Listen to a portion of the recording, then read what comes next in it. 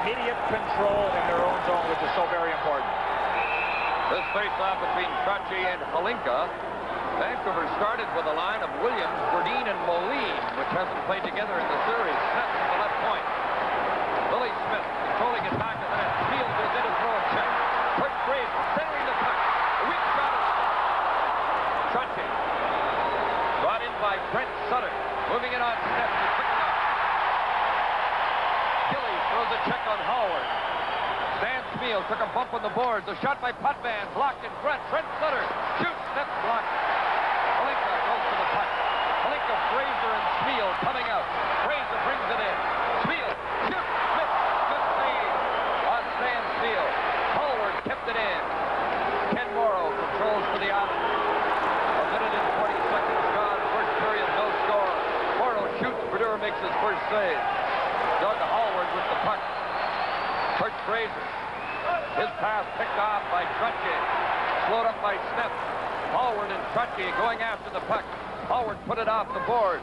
Bounces in front, controlled by Ivan Bolderis. To Jim Nill. Coming in on Langevin and Pearson. Nill is decked by Langevin after the save was made by Smith. Colin Campbell shot wide of the net. Langevin to Bourne. Tipped away. Jim Nill.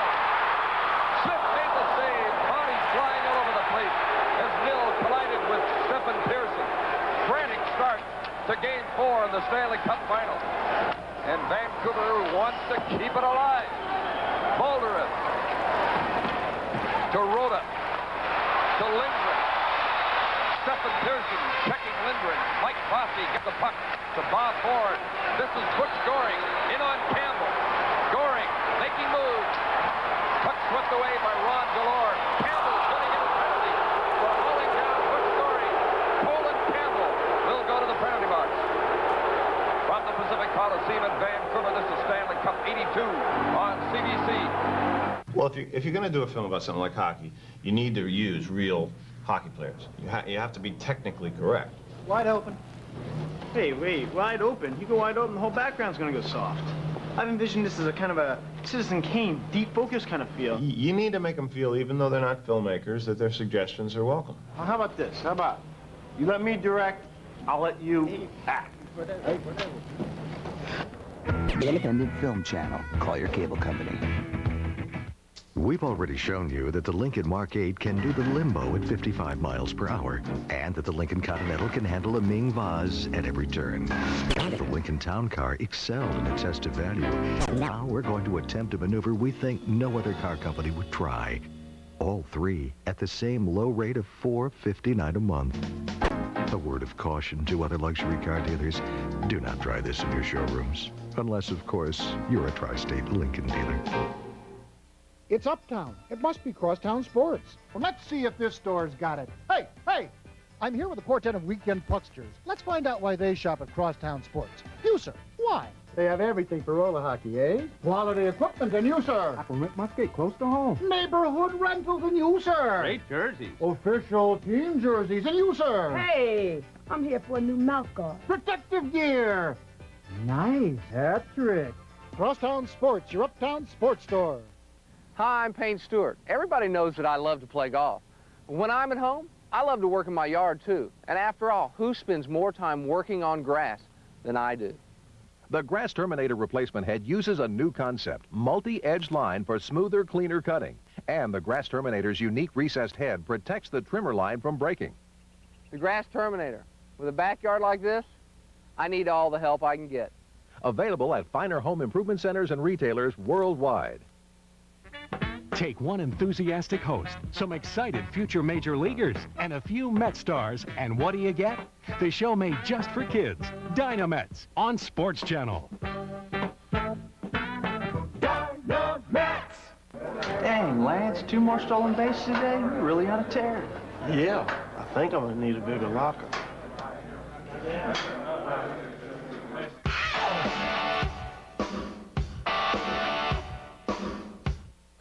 No score. 2:29, the time of Campbell's penalty. Center's waved out, so Tonelli and Moline will face off.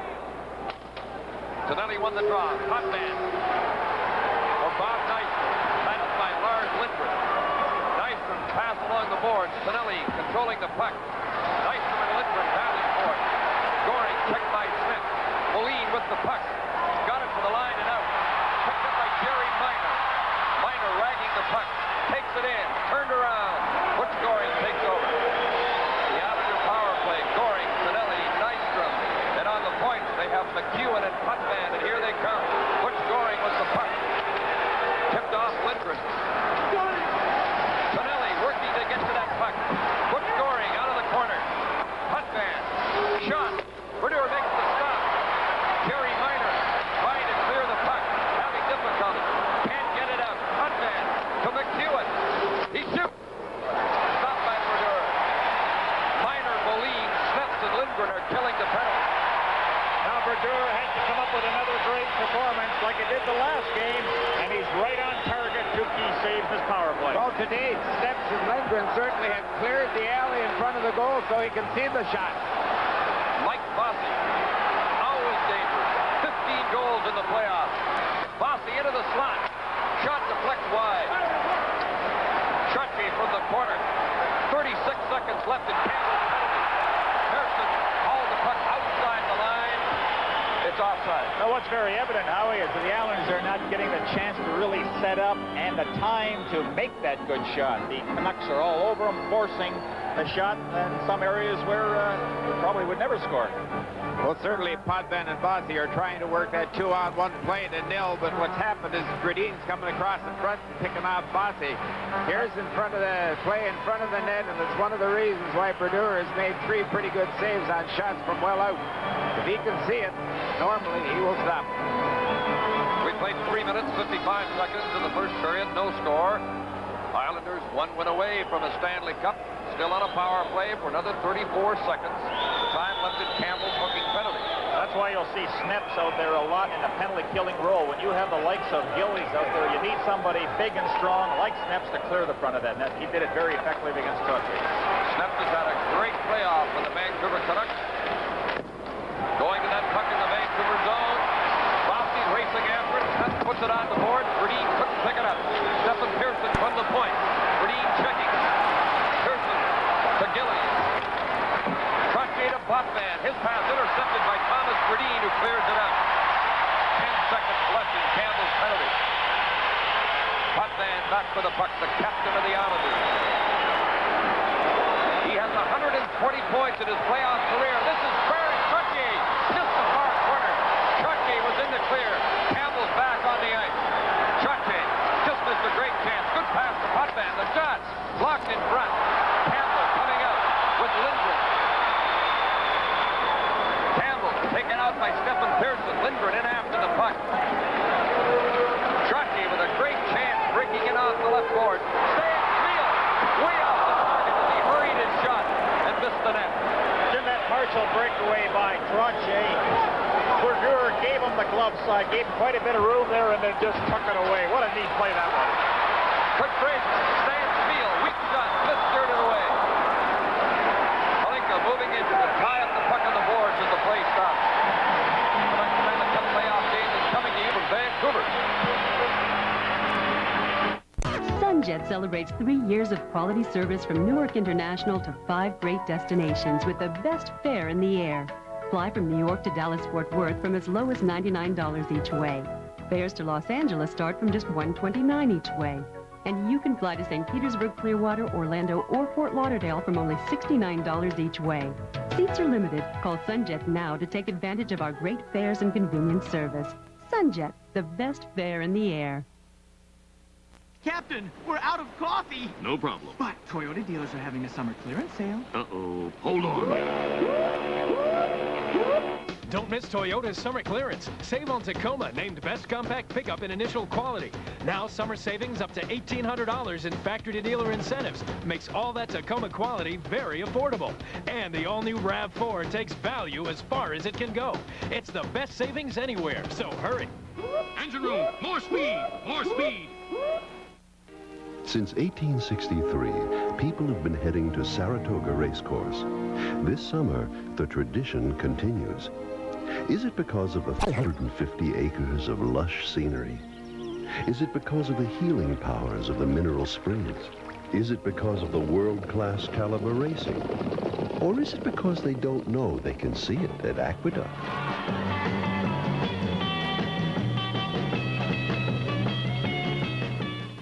Thank you for calling the Scudder Fund. This is John Kirkcaldy speaking. How can I help you? I have a few questions. Can you tell me a little bit about Scudder? Well, we started back in 1919. A few years later, rolled out the first no-load mutual fund. Right. We have over 40 different mutual funds available. Scudder today manages over $100 billion in assets for... I'm just about $100 short of that. No commission, no sales pressure. Talk to us before you invest. Call 1-800-SCUDDER.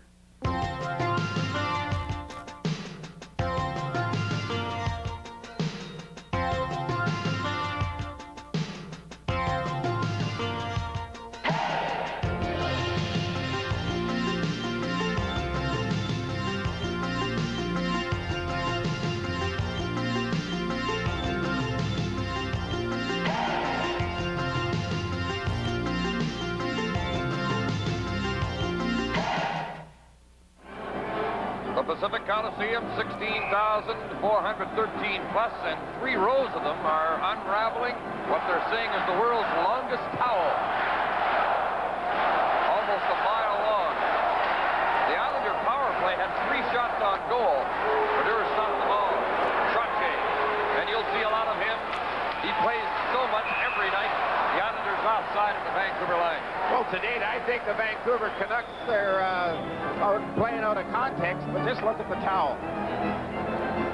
Almost a mile long. 3 layers of it all around the Coliseum. There it is. Now, Potvin does so many things to help a hockey club. Here he fits Trottier going down the wing, but what impressed me was Brodeur gave him that long side and then just put the glove out and took it away. I'm surprised that Roger Nielsen has released his defensemen, Hallward, Campbell, and Lindgren, to go to the attack. All year long, they were just stopped from going to the attack. So far tonight, I guess they realize the importance of that first goal, and they're sending them out. Neil Bellin to Harold Snuff. Fraser, checked by Ken Morrow. Sutter lost the puck to Halinka. Ivan Halinka. Getting it to Fraser. Centered it. And Neil just missed it in front. Here comes a New York penalty, and the Canucks will go on their first power play. This is Hockey Night in Canada from the Pacific Coliseum in Vancouver. The award, 1996 4x4 of the Year. But you don't get it unless you earn it. And once again, Jeep Grand Cherokee did. But with all of Grand Cherokee's major new improvements, was it really any surprise? Jeep Grand Cherokee. Lease one for $0 down and just $329 a month. This is your year for the award-winning 4x4 of the Year. Now, get a great lease deal during Jeep Summer Days. Just a little piece of paper.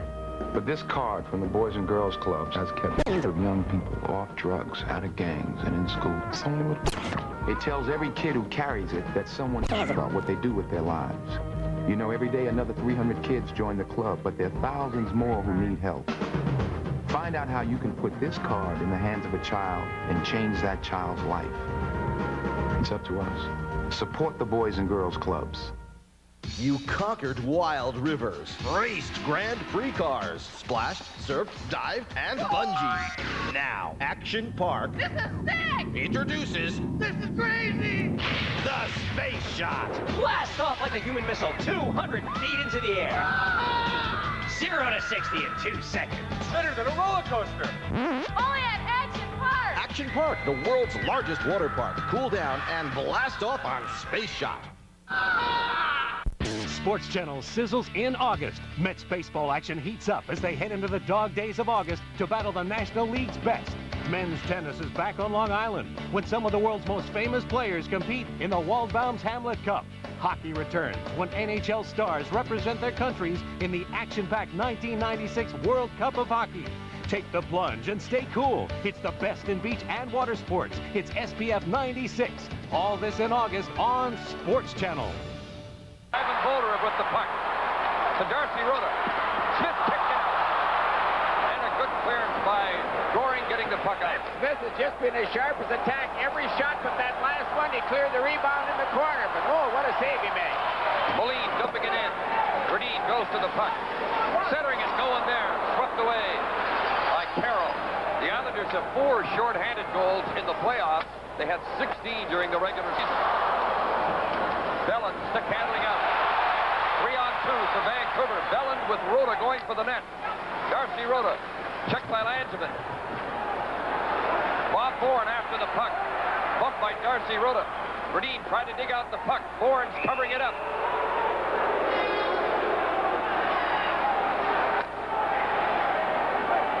When there's corner work to be done, it's important for the Canucks that they outnumber the Islanders. Since they enjoy that man advantage, the Islanders have 2 men in the corner, Canucks have 3, but they have to come up with that puck.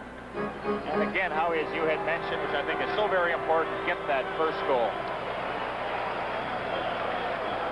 Well, here's the great save by Billy Smith we were just talking about a moment ago. It's a pretty good angle. There's lots of room on the far side, and look at that left leg come out, stayed on his feet. Here's the breakaway. Lost possession of the puck. Goring did as he went from his forehand to his backhand. I'll bet he'll be talking to himself. There was a chance for the Islanders to get that first goal. That's the second time they've almost been totally home free. The crowd here is reacting because they've completed the big towel all around the Pacific Coliseum, signed by thousands of British Columbia hockey fans. Canucks on a power play. Tiger Williams from the corner to Ivan Halinka. To the point. Garth Butcher in his first Stanley Cup playoff game. And he's out on the point of the power play. Spiel getting control of the puck. Stan Spiel shoots. Smith is there again. Kicking it over the glass. I kind of got a feeling that we're just in for another great goaltending performance tonight by Richard Brodeur and Mr. Smith. Boy, he has just been super by staying on his feet. Oh. You saw Gradine just to the side of the net trying for the deflection, but I still think you have to get in front of Smith. You know, any goaltender, if you can see the puck coming, 9 times out of 10, he's going to steer it in the corner and make that save, but get in front of him. Well, certainly any shot from that distance he should get. Stan Spiel, wearing the C as the Vancouver team captain since the injury to Captain Kevin McCarthy just before the playoff. There's Garth Butcher, 19 years of age, from Regina. Just completed an outstanding junior year there. First-round draft choice of the Canucks last spring. Has not played a Stanley Cup playoff game before, and he's in this big one tonight. Doug Howard with the puck. Billy Carroll moves into check. 23 seconds left in the Vancouver power play. Trying to get it started. Butcher to Spiel to Halinka. On the left wing for Kurt Fraser, tied up by Billy Carroll. Puck is kicked loose. Langevin drives it on the boards. Butcher can't keep it onside. You think he's nervous? Just a little bit? I think he's shaking in his boots right now. That is such an uncomfortable feeling to be put out there, and it seems that when you're out there for your first shift, the puck comes to you every single second. That's right. He had the puck in the corner, deep in his own zone, and just threw it out along the blue line, expecting Stan Spiel to be there, and Stan wasn't. The youngster will soon learn to take a look before he makes the pass. It's just like a hot potato. I've gone through it. We've all gone through it, and be rest assured, his next shift out there, play with a lot more confidence and feel a lot better about the whole situation. He played 5 NHL games with Vancouver during the regular season, but it would be nothing like playing in this one tonight. Thomas Gradine. Gord Lane moves in to check him. Mark Gillies goes to the puck. Moline checking him. Campbell hustles in to keep the puck onside. Chache takes a check on the boards from Williams. Moline to Gradine. Thomas Gradine from the corner. Centering it. Mark Gillies intercept. Behind the play, we have Chache and Williams all tangled up. Former teammates in junior hockey in Swift Current. A couple of boys from southern Saskatchewan. And they're going to get penalties out of this by the looks of it. We'll see who's getting the penalties, but it could be to both Trottier and Williams. Trottier is going to the penalty box. Well, with the score, the Islanders nothing, the Canucks nothing. This is Stanley Cup 82. If you apply for a mortgage at most New York banks, they may send you some mixed signals, charging you all kinds of fees, adding paperwork, taking their time, which makes you wonder whose side they're on. But with a mortgage from Home Federal, Everything's clear. We'll give you a great rate, less fees and paperwork, and quick turnaround, which all make it easier for you to get home. Home Federal. You don't have to go far to get far. Nike presents the McDonald's Hoop It Up, the NBA's official 3-on-3 basketball tournament happening at Fairleigh Dickinson University in Teaneck on August 17th and 18th. Hoop It Up is for everyone 10 and older. Get an entry form by calling this number or stop by the participating sponsor location, McDonald's, PC Richard & Son, Foot Locker, and Tri-State GMC dealerships. Hoop it up, because everything else is just practice. Nobody beats the Wiz puts Panasonic's new 606 palm quarter right in your hand. The first compact VHS palm quarter, complete with a color LCD view screen and EIS. Only available from Nobody Beats the Wiz. It's all within your reach with 1 year of free financing at Nobody Beats the Wiz. Enjoy the summer games, wherever you play them. Panasonic brings the Olympics to the world, and Nobody Beats the Wiz brings it home to you. Sports Channel's forecast this summer is hot, so put on SPF 96. From jet skiing and volleyball to diving and surfing, Sundays are hotter than ever. Hang 10 on a 20-foot wave. Take the plunge to the bottom of the sea. The surf is up all day Sunday on Sports Channel. So put on SPF 96 this summer, every Sunday starting at 9:30 a.m. only on Sports Channel. And the Canucks have the man advantage for the second time in the period. There's no score as Brodeur shovels the puck away from Billy Carroll. Carroll and Goring, excellent penalty killers. Look at Goring, hustle right after Bellin, who lost his stick and cleared the puck with his leg. Bolderin with the puck. In on Morrow, Bolderin. Backhand, blocked. Hutman took him to the ice. Puck is centered. Now clear down the ice. You just have to admire that forechecking of Carroll and Goring. Nill goes in after the loose puck. Nill took a hit on the inboards from Ken Morrow. Bob Bourne, great skater, moving that puck out to Anders Keller. There's going to be a penalty to Kirk Fraser for that check on Anders Keller. Hooking will be the call, and Fraser will go to the penalty box. There'll be 5 aside now. Hockey Night in Canada will continue in a moment.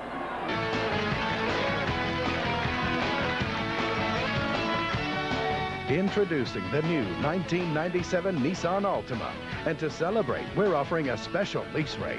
No down payment and just $229 a month for 39 months with automatic transmission. We just wanted to get this new year started right. Get a special rate on a new 97 Nissan Altima, but only until July 31st. Shop around. Get the lowest prices you can find on cameras and electronics, but don't buy anything till you go to Willoughby's, because Willoughby's will beat any price you can find. Willoughby's guarantees you the absolute lowest prices on cameras, camcorders, telephones, cellular phones, TVs, and VCRs. All the best brands: Sony, Panasonic, Canon, Nikon, Minolta, Motorola. Shop around. Get the lowest price you can find in New York City, and Willoughby's will beat them. Willoughby's, 2 convenient locations. Willoughby's, where the focus is always on you. Everyone hopes their financial future will be smooth sailing.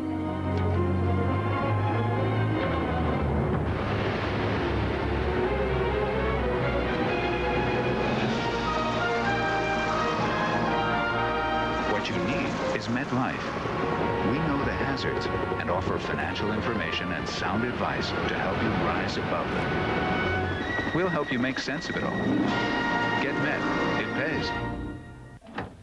Hey, kid, could you fax these for me? Thanks a lot. Can you file these for me? 200 copies of these before you leave. Too busy to watch the game? Sports Channel Light is a 30-minute condensed version of the day's best game every night at 11. Thanks, kid. You're really going places. Sports Channel Light. How to make the game when you can't make the game. Keller is out there killing a penalty, and Fraser tied him up, and he will get the hooking call. And in 54 seconds, the Islanders will enjoy that manpower advantage. Well, Well, all you had to do was watch on television Trottier and Williams penalty. You knew that the referee was going to give one to the Vancouver Canucks pretty easy because that was a very questionable penalty to Trottier. And maybe the one to Fraser was a bit borderline, too. Well, it had to be. Harold Snuff with the puck. Moving in on Gordy Lane. Puck went loose. Next field. Shoot.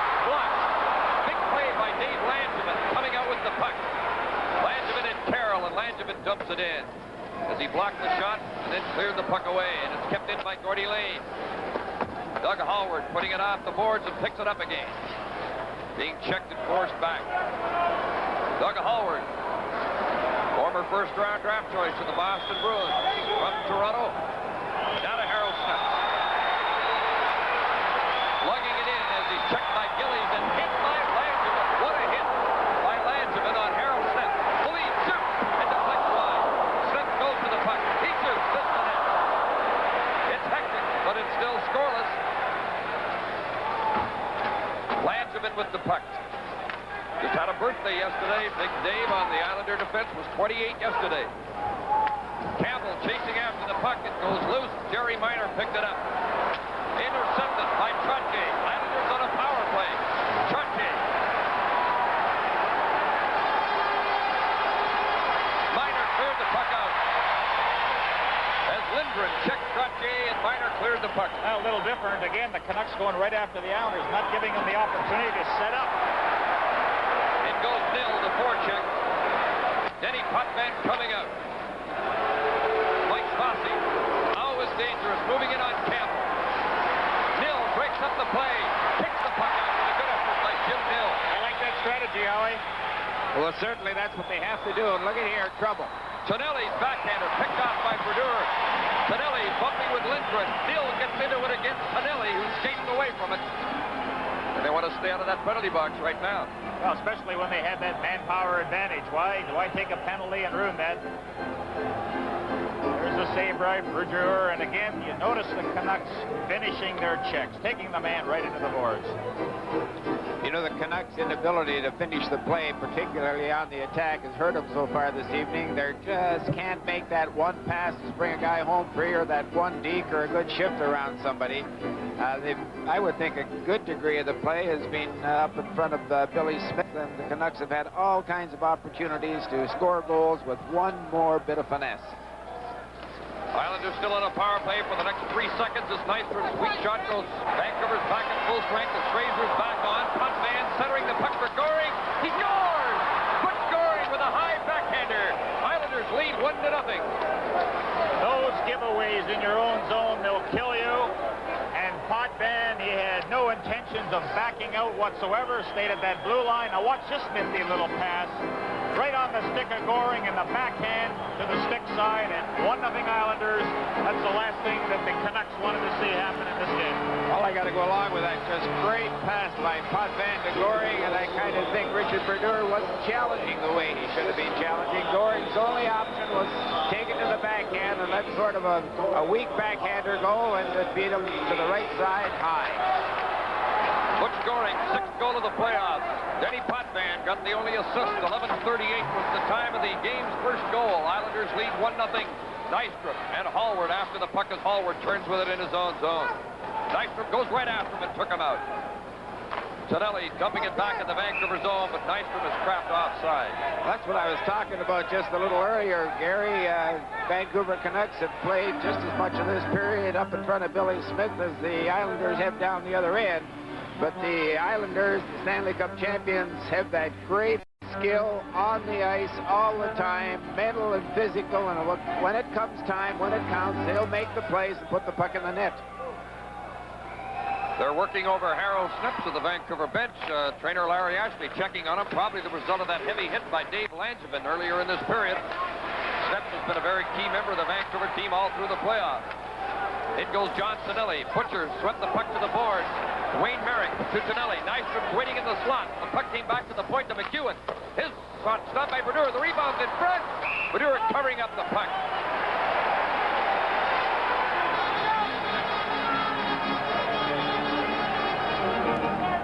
Well, the puck control of the Islanders when they're on the attack. Just truly amazing.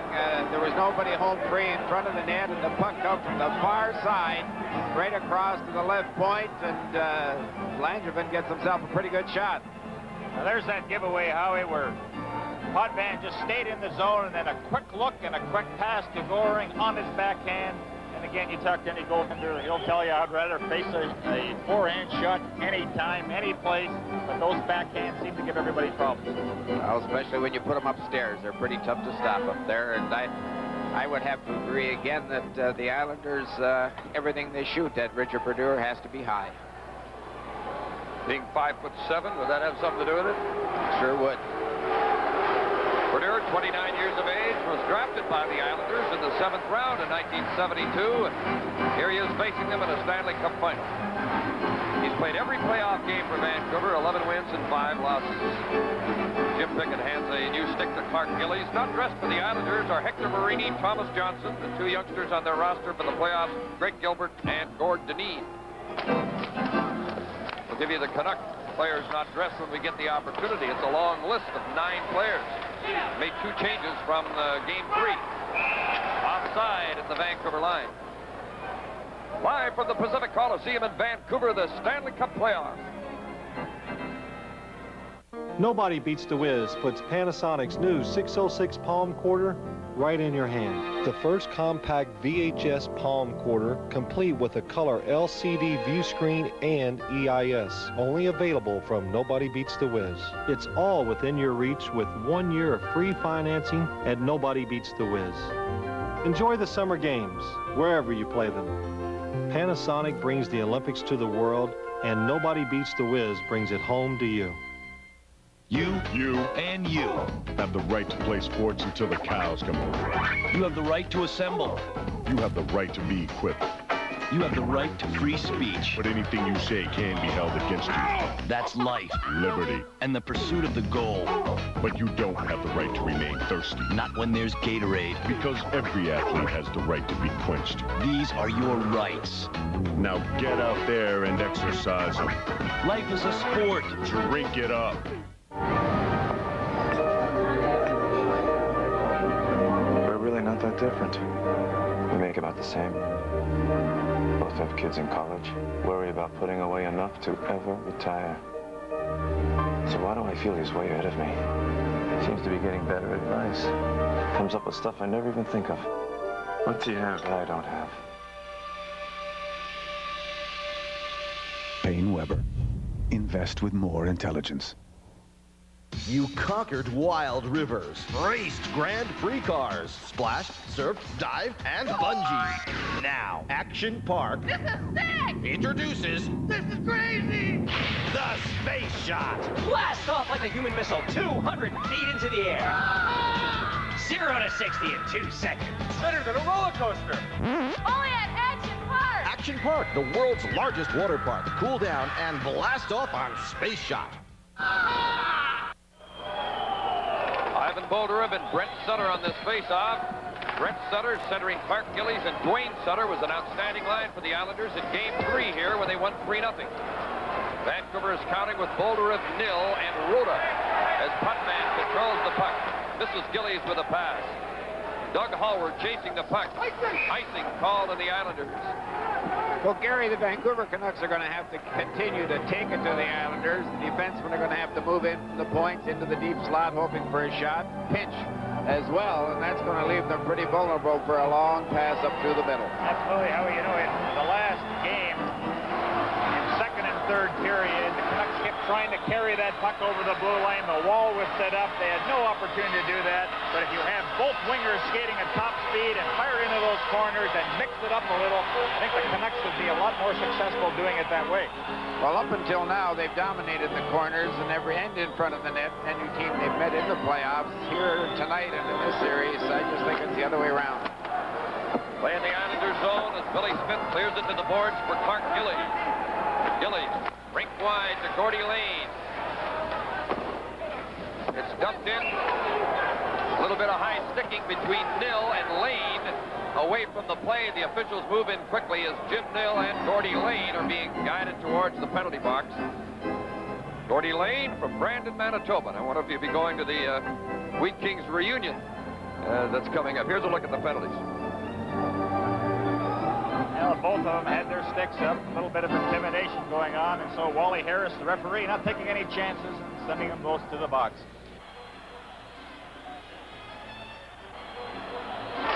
Stan Spiel couldn't get loose with the puck.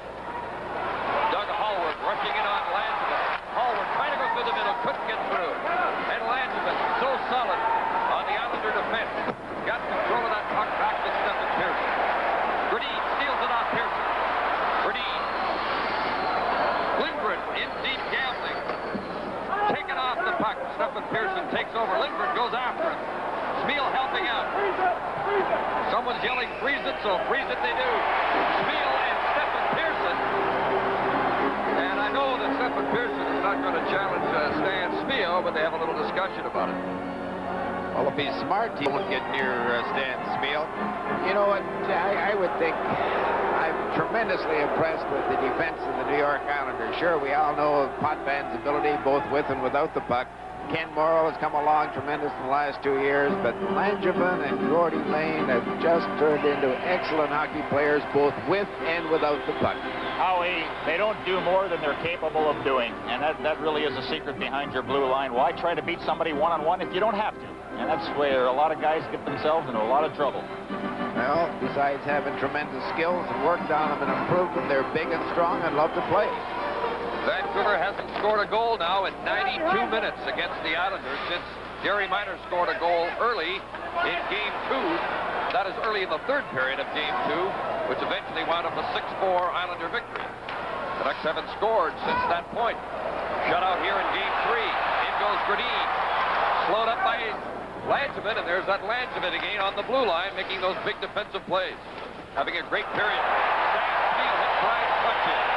Steps to Gradine. Gradine taken out by Langevin. There he is again. The teams are 5 aside. 49 seconds left in the penalties as in goes Mike Bossy. Bossy in on goal. Gradine couldn't pick up the puck. Langevin controlling it. Islanders are leading 1-0. Gradine on the board. Sten didn't see it. Spiel went after him. It goes to Stephen Pearson. 5:28 left in the first period. New York 1, Vancouver 0 on a goal by Butch Goring. Langevin with the puck. Big guy from St. Paul, Minnesota. To Pearson, bumped by Williams. The Snep goes to the puck. Snep back out there after being shaken up earlier in the period. Pearson with the puck. Williams moves into check. Billy Carroll. Drop pass, swung away it. Intended for McEwen, centered for Anders Keller. Carroll with the puck. Now to McEwen.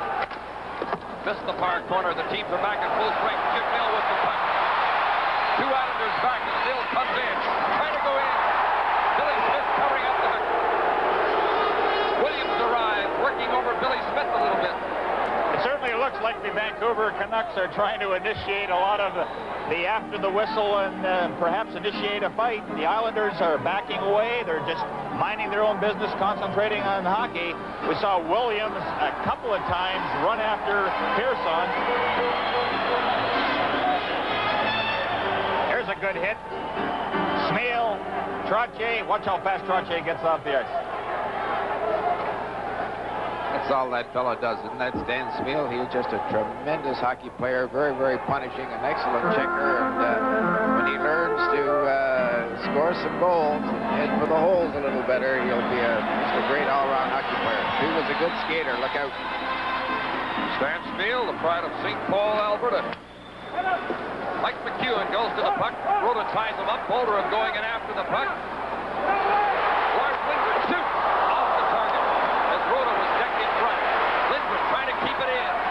Down on the ice, can't keep the puck in. This is Mike McEwen coming out. Rhoda tying him up. In goes Butch Goring. There's a penalty coming up. Looks like a Vancouver penalty, but we'll wait to see how Wally Harris sorts it out.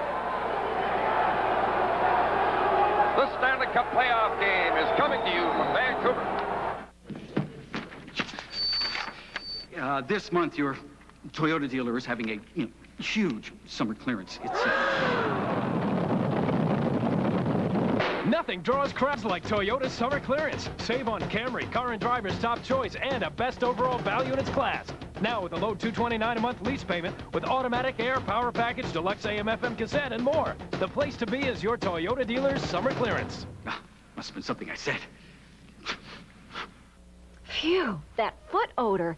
I can't take it anymore. But can anything stop it? This will. Odor Eaters Insoles. Now, its powerful charcoal formula contains genuine Arm & Hammer baking soda. Look, foot odor is caused by sweaty acid, and now Odor Eaters actually neutralizes odor-causing acid. These Dr. Scholl's can't. Finally, no more foot odor. And I thought it was hopeless. Only Odor Eaters Insoles. Stop foot odor with Arm & Hammer baking soda. I'm into tennis. The Sports Authority has everything for tennis. I'm into baseball, too. Everything for baseball, too. And I play a little golf. Golf? We got it. Plus your favorite brand names. See if that feels more natural. Hey, these guys are really into sports, too. And everyday low prices mean you never wait for a sale. Hey, I'm always into saving some cash. The Sports Authority. You've never seen anything quite like it. Sports Channel sizzles in August. Mets baseball action heats up as they head into the dog days of August to battle the National League's best. Men's tennis is back on Long Island when some of the world's most famous players compete in the Waldbaum's Hamlet Cup. Hockey returns when NHL stars represent their countries in the action-packed 1996 World Cup of Hockey. Take the plunge and stay cool. It's the best in beach and water sports. It's SPF 96. All this in August on Sports Channel. Well, they get 21 goals, rather, on the playoff percentage. We're 29.6. Potvin to Stephen Pearson. Butch Gorey having a very strong first period. He scored the only goal of the period thus far. Hurried by Moline. A stick came out, but the puck stayed in. Lindgren intercepted the side of the goal. Got it to the line, but Stephen Pearson, with a good effort, kept it onside. Whittier swept the puck to Miner, who throws the puck down the ice. Trying to complete the double play. He didn't close his hand on the puck. I wonder if he plays second base in baseball. In goes Potvin. Davey Potvin centering it for Nystrom. Just failed to pick it up. Nystrom from the corner. Right in front and shot wide by Potvin. Trottier and Gradin after the puck. Trottier so strong in the boards, controlling the puck. Stephen Pearson to John Tonelli. A delayed penalty coming up. Whittier makes the save. There's a delayed penalty coming up to Vancouver. Now it'll be called, and Gradin is hammered by Nystrom in the corner. And Gradin gets up slowly after Nystrom's hard hit. Nystrom will also receive that penalty on the charging call. What an opportunity for the Islanders who would have had a two-man advantage. But Nystrom on that tremendous hit against Gradin will take care of that situation, and both teams will play a man short. Actually, on this sequence of penalties, both will receive a penalty, with the Islanders still having that manpower advantage. Well, that was Snips elbowing Potvin, and I'm more and more impressed with the way Dennis Potvin is playing.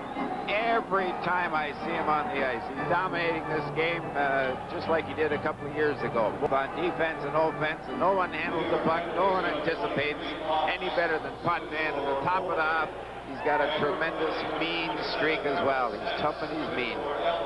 Well, Roger Nielsen had said, we're going to come up with our best game of this playoff series, and they are playing hard, and has to be very frustrating for the Canucks. They still find themselves one goal behind. 47 seconds left in this Islander power play. That's the time left in Rota's penalty. As you look at Jim Nill at the Vancouver bench, not dressed. We'll pass along the scratches from the Canuck lineup when we get the opportunity. There's the Vancouver bench with Ron Smith working alongside of Roger Nielsen. Bobby Nystrom from Kamloops in the penalty box for that hit on Gradin. Well, I'll tell you, if you're going to run at anybody on that Vancouver club, it's got to be Gradin. Potvin from the point. Tied up near the blue line, and the puck came out. Bob Bourne controlling it. Islanders are leading 1-0, 2:55 left in the first period. Trottier to Pearson. Stephen Pearson to Denny Potvin. Made it to the point. Nobody there. to Stephen Pearson. Back for Bossy. Hustling to that puck. Mike Bossy. Trying to get it to Trotty. Jerry Minor intercept. Took a bump from Putman, who's a solid hitter. Bossy to Trotty. Bringing it in. Trotty to Putman. The shot off the target. Trotty goes to that puck again. Gillies in the slot. Shot from the point. Blocked by Lars Moline. Vancouver's back at full strength. Rhoda with the puck. Darcy Rhoda. Putman taking him out. Puck center. Minor taking a whack at it. Campbell trying to center it. And the Islanders defend so well around their territory. Campbell shot. Blocked. Minor backhander. Blocked. Great save. It's got on the rebound. It's 1-0.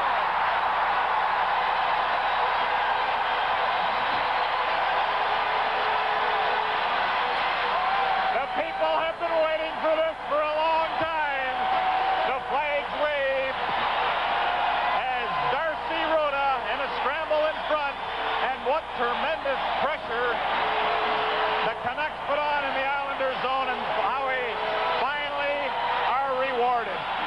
Oh, Minor was the fellow in front right there. Stayed with the puck, got the backhand shot. It was blocked. He'll get it again, and there it goes to Smeal. Smeal has one crack. I think maybe it was Actually, it was Smeal that put it in, not Rhoda. Rhoda was standing to the side of the net.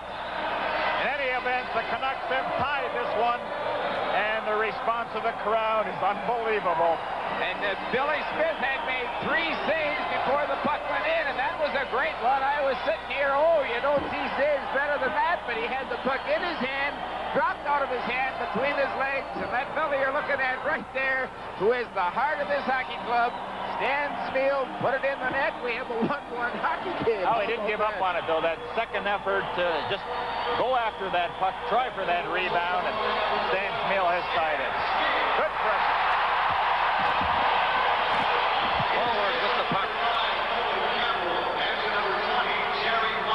Minor and Campbell get assists on the goal at 18:09 of this first period. Smeal tying up leads. The play was stopped by referee Wally Harris. I think one thing that's very evident, if the Islanders had figured for an easy game, they can forget about that, because the Canucks have shown right from the drop of the puck that they mean business, that they're going to go down fighting if that is what will happen. Gentlemen, I think perhaps the most influential aspect of that, maybe Roger Nielsen getting them ready for it, but this crowd at the start of the game had more towels, a longer standing ovation, made more noise than they ever had before. It's pretty hard to give up when the crowd has it. Ryan Trottier shooting it in as Mark Gillies races after. Perdue swept it away. Butcher to Smeal. That's Fraser with him as Smeal shoots it in. Billy Smith controls it for Lane. Beating it up now for Brent Sutter. Well, that was Dwayne Sutter, I should say. Out there with Brent Sutter and Mark Gillies. This is Ivan Clayton to Fraser. Great play by Dwayne Sutter. And then Fraser speared Billy Smith behind the play. In goes Dwayne Sutter. Lane shot. Perdue stopped it on the short side. Butcher throws a heavy hit back to the net on Dwayne Sutter. Stan Smeal rushing with the puck. Smeal bringing it in. Trying to get it to Halinka. Tipped away. Tonelli's pass goes astray. Icing waves off. 35 seconds left in this frantic first period. It's 1-1. Fraser failed to pick up the puck. Pearson kept it in. Perdue sweeps it aside. Taggart Williams from back of the net. To Lars Moline coming in on Langevin and Pearson. Moline centering it for Williams. Great save by Billy Smith. Robbing Taggart Williams, set up by Lars Moline. Steal by Gradine. Stephen Pearson moves to check him. 6 seconds left in the period as the clock continues to run. Goring gets the puck. Hit by Williams. The period comes to an end. Without a doubt, the Vancouver Canucks' best period of the Stanley Cup playoffs. I mean, such enthusiasm, such a burning desire to achieve. You can't play any better than the Canucks did that period. Well, the last 10 minutes of the period, after the Islanders got that goal, they were just sensational, and had it not been for saves like that one, Billy Smith off of Williams, the Canucks could be leading this 2-1. How about that? You wouldn't believe it, would you? The Canucks outshot the Islanders 10-9 in the first period, so the score at the end of the first period, Vancouver won, the Islanders won. Hey, is that your pet's picture? That's my dog. I've never seen a MasterCard like this. There is nothing like it. It's the Purina MasterCard. How do I get a MasterCard with my pet's picture? Call the toll-free number and apply. That's easy. The Purina MasterCard has no annual fee, plus you get great savings on Purina pet foods. To request your Purina MasterCard, just call the toll-free number, and you can have your own picture card MasterCard with your pet's photo on it. Hi. What do you think? She has your eyes. FedEx has over 35,000 trucks to handle your 2-day package. Cost about $12. UPS has over 130,000 trucks for your 2-day package. Cost about $6. The U.S. Postal Service has over 200,000 trucks for your priority mail 2 to 3-day package. Cost $3. So, 12, 6, 3, what's your priority? Priority mail from the U.S. Postal Service.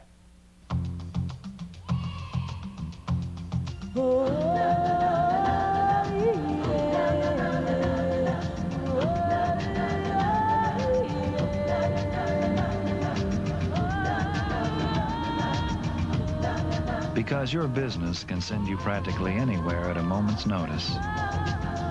We offer nearly 5,000 flights a day.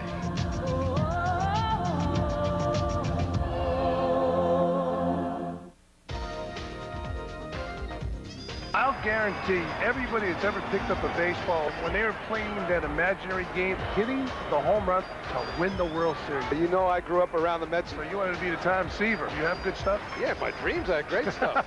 That stinking alarm clock cost me a Cy Young Award. Tune in to Penn and Chase on Thursday. It's the fun and easy way to follow all the action around the major leagues. Penn and Chase, Thursday at 6 on Sports Channel.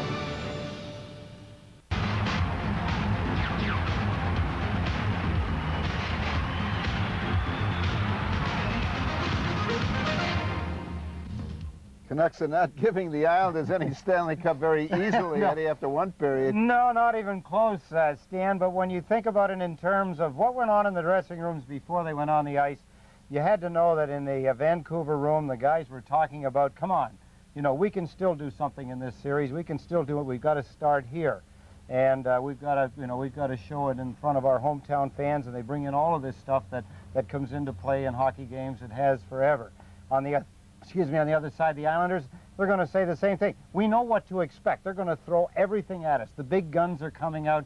They're going to try and be physical. They're going to try and outplay us. They're going to try and out-hustle us and obviously try to outscore us. But when you know that that's what's going to happen, and it happens right on cue, you know as a team up 3-0 that you're not in big trouble. You know that Vancouver not only had big guns, they had a little gun, or maybe a pistol called Colin Campbell. Remember him? Yes, yes. He became a hockey coach. Yeah, Coley Campbell, yeah. He's played a lot of great hockey, and this was just some of it. But he was a kind of a player. I remember playing against him when he played for the Pittsburgh Penguins. And, I mean, he was tenacious. I mean, he was a good hockey player, played with Detroit as well, and a tough guy to play against, and a veteran on that hockey club. Harold Schnepp's another guy that was a hard guy to play against. He was big and he was strong, enthusiastic. He was a fun-loving kind of guy, but when it come to playing his game, hockey, he was very, very hard about it. Well, going into the second period, the Islanders did not want to let Vancouver get ahead of them. And, of course, they didn't want to get hurt because Tiger Williams was marauding. What was the strategy? Well, the strategy is to just play their game. In other words, it's simple. You say to each other in the dressing room, and Al Arbor would remind everybody, look, you're a better hockey team. All you have to do is play better. You can't take a night off, you can't take a shift off, you can't take a period off. You go out and play the best hockey you can play, and you know that the end result is going to be good. Well, in previous Stanley Cup victories, it was Brian Trottier who won a Conn Smythe and Butchie Goring. We'll see who's going to win it this time if the Islanders win the Cup. Let's go into the second period. Denny Potvin with the puck. He set up Butch Goring's goal and opened the scoring. Stansfield tied it for Vancouver from Campbell. And a second assist to Jerry Minor in the Vancouver goal. Now the play stops. Jerry? Well, again, you know, we talk about things that you can't teach players. That's enthusiasm, desire to win. Both teams have certainly shown what it takes to excel in the National Hockey League, and I can't say enough about the workload that these two teams put in that first period. Well, we've talked about Stan Smale at the heart of the hockey club, the fellow that sets the example, the acting captain right now, and when the statistics come up for the first period, the Canucks had 10 shots, and Stan Smale had 5 of them, and in that 5 was the goal. He is just a very interesting person, a very dedicated, very hard-working guy. Also, Howie, the Islanders had 9 shots. 6 of them were registered by defense. So in front of the net, in that area, Canucks are doing a good job in the Islander forwards. Boldyrev and Brent Sutter on the face-off. Butcher along the boards with Dwayne Sutter. Brent Sutter digging for the puck. Continuous battle along those boards. Boldyrev trying to stay with young Brent Sutter. Mark Gillies gets the puck. Being slowed up by Lindgren.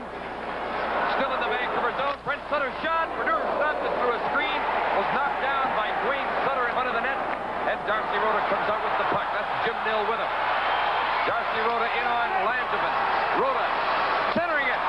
Oh, Billy Smith stopped that deflection right in front. Ivan Boldyrev with the puck. Boy, is Smith looking sharp. Boldyrev to the point. Garth Butcher. Weak pass. Hit behind the net. Stephen Pearson tripped up Jimmy Nill. The crowd reacted. Stephen Pearson complains he's going to get a penalty. From the Pacific Coliseum in Vancouver, this is Stanley Cup 82 on CBC. Thank you for calling the Scudder Fund. You're speaking with Pam Sheridan. How may I help you? Hi, Pam. My name is Kathy, and I had a question about your growth and income fund. I heard about it on the radio. Sure, I'd be happy to help you with that. If you could explain it in a really simple, basic way, that'd be great. Well, the Growth and Income Fund is an all-weather fund. We consider it a conservative stock fund. We're looking for those companies that will pay above-average dividends on a regular basis. I see. And how long has the fund itself been in existence? No commission, no sales pressure. Talk to us before you invest. Call 1-800-SCUDDER. Saturday, August 3rd, the Meadowlands Racetrack presents a very special day. The Cadillac Hambletonian at the Meadowlands. It's a day filled with music, entertainment, and family fun, starting when the gates open at 9 a.m.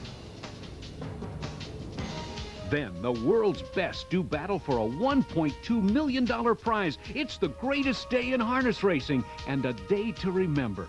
Saturday, August 3rd, the Cadillac Hambletonian at the Meadowlands.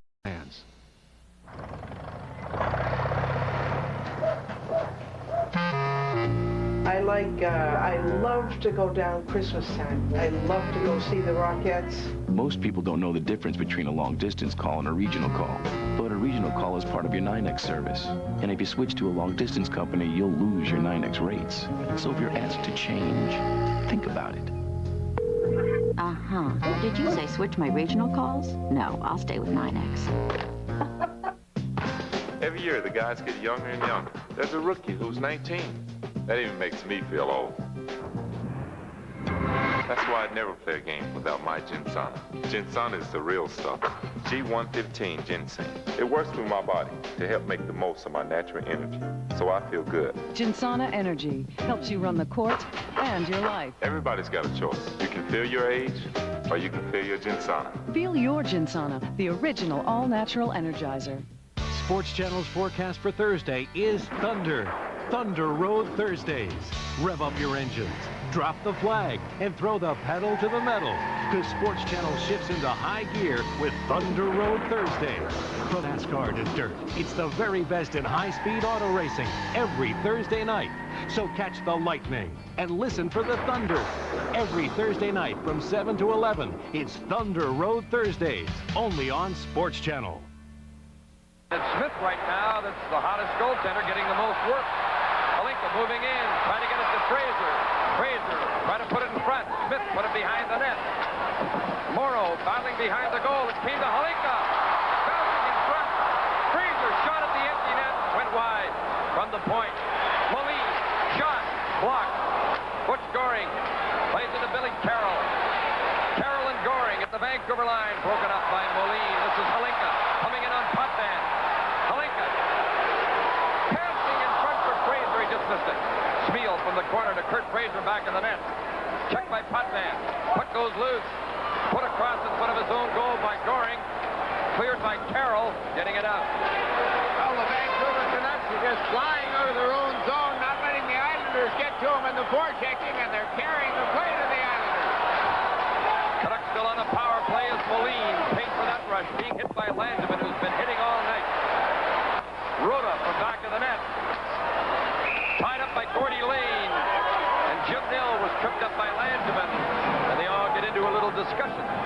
A lot of times what the Islanders will do when you position men in front of Billy Smith, instead of trying to eliminate that man and clear the front of the net, the defenseman will move in front of that screen and block the shots. Potvin did it very effectively on a blast from the point.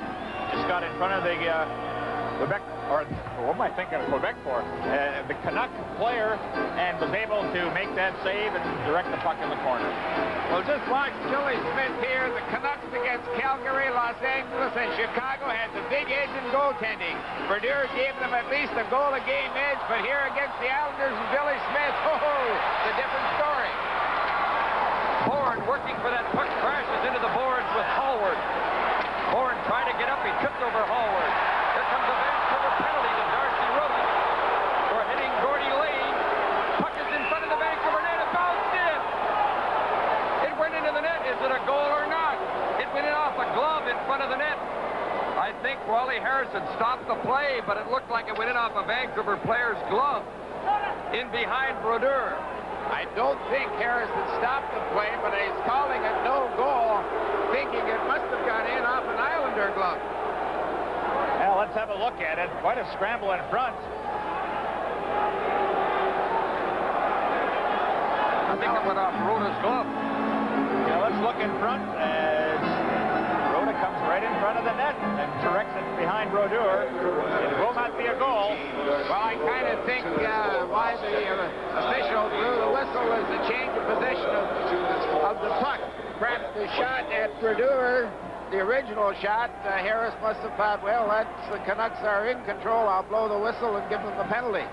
But it was just a deflection, and then I don't know if you would call that good control by gloving it into your own net. I don't think so. So the Canucks get a good break, but they still are a man short. And Darcy Rhoda can't continue to take penalties like this, or nobody can take penalties like this against the New York Islanders. They're just too dangerous on the power play, and you have to take the man, but certainly not add your momentum when you're going into the fence. That's the second foolish penalty Rhoda's taken tonight. Sooner or later, they're going to get burned. Rhoda for cross-checking, 3:02 into this second period. Right now, the teams are 5 aside, but in 15 seconds from now, New York will have the man advantage. It's a 1-all tie. McEwen passes to Trutchy. Snep moves to Jacob. Trutchy getting away from Snep. Lost control of the puck. Lindgren got it off the board. Jim Nill overskates it. And Snep swept it out to center ice. And Stephen Pearson, as you see, is back on. So the New York power play gets to go to work. And it's been outstanding all through the playoffs. Jim Nill going after the puck. There's 1 minute and 27 seconds left in Darcy Rhoda's penalty. The score is 1-all. Goring and Spiel scoring in the first period. Denny Potvin moving in. Bumps at the line. McEwen shot blocked by Lindgren. Jerry Minor goes to the puck and clears it out.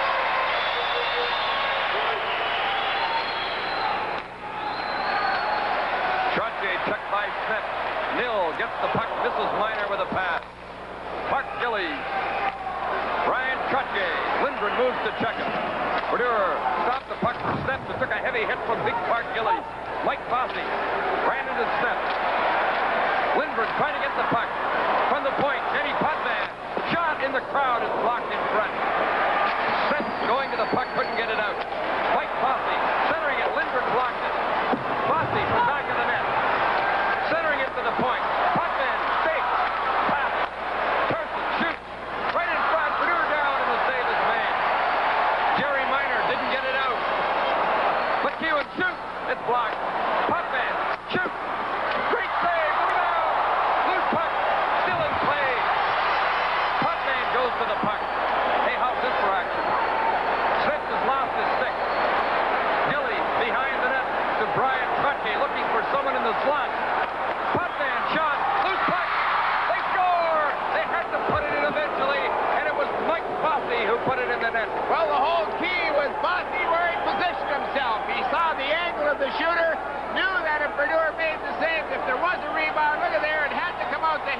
He's behind everybody, nobody near him.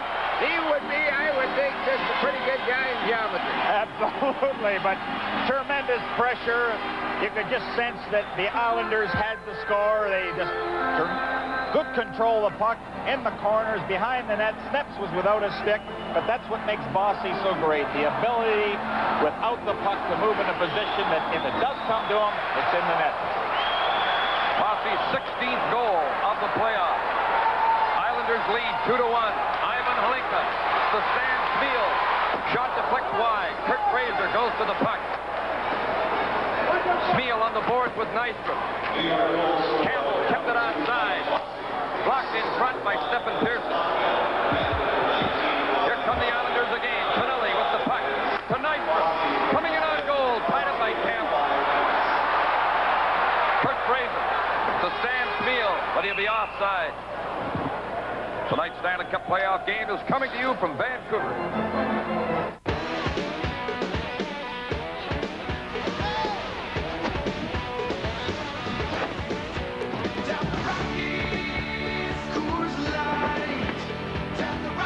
Coors Light, the silver bullet. It's shipped cold to tap the clean taste of the Rockies.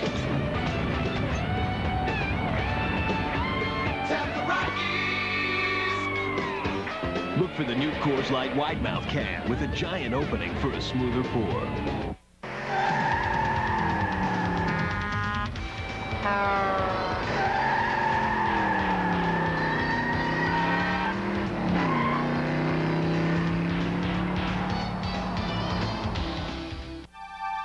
What's it like on the inside?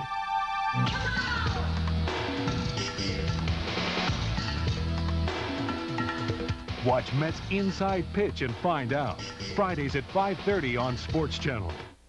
I'm Jim Robson with Gary Dornhofer, Howie Meeker, Steve Armitage, and the Hockey Night in Canada crew at Vancouver's Pacific Coliseum. The Islanders again have taken the lead for the second time in the game. It's 2-1.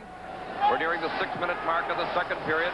Bossy's goal was on a power play 2 seconds before Rota's penalty expired. The assist went to Potvin and Trottier at 5 minutes. Campbell goes to the puck and icing is called. I don't think on that Bossy goal you'll ever see better puck control. You'll ever see greater pressure exerted on a penalty than the Islanders did, and I don't think you'll see better or luckier goaltending. And who shot the puck? Deep in the slot, Potvin. What a hockey player, what a hockey game he's had. Now, Howie, time and time again, from his point position, if he sees the opening, he doesn't hesitate whatsoever. And, of course, with Trottier behind the net, he sees everything in front of him. He can size up the situation. He just makes a perfect pass. And there's Trottier from Val Marie, Saskatchewan. And notice at the bench, Ron Watsky, the Islander trainer, checking on Mike Bossy, who has that sore knee. Good thing he wouldn't be healthy. He'd have even more than 16 goals in the playoffs. What a great goal scorer. Great player. Playing the Islander zone. Stephen Pearson being checked by Stan Smeel. Langevin gets it around to Wayne Merrick. Smeel hits Stephen Pearson behind the play, and there's a Vancouver penalty coming up to Stan Smeel. I believe roughing on Stephen Pearson, and Smeel complains. And Wally Harris warns him as he goes to the penalty box. This is Hockey Night in Canada from the Pacific Coliseum in Vancouver. We keep it moving, moving, moving. We keep it moving, moving, moving. At BP, our high-octane super delivers everything you demand in a premium gasoline. And like all our gasolines, Super comes with an unconditional fuel system guarantee, so you can concentrate on more important things. We keep it moving, moving. BP, we keep it moving, BP, we keep it moving, we keep it moving.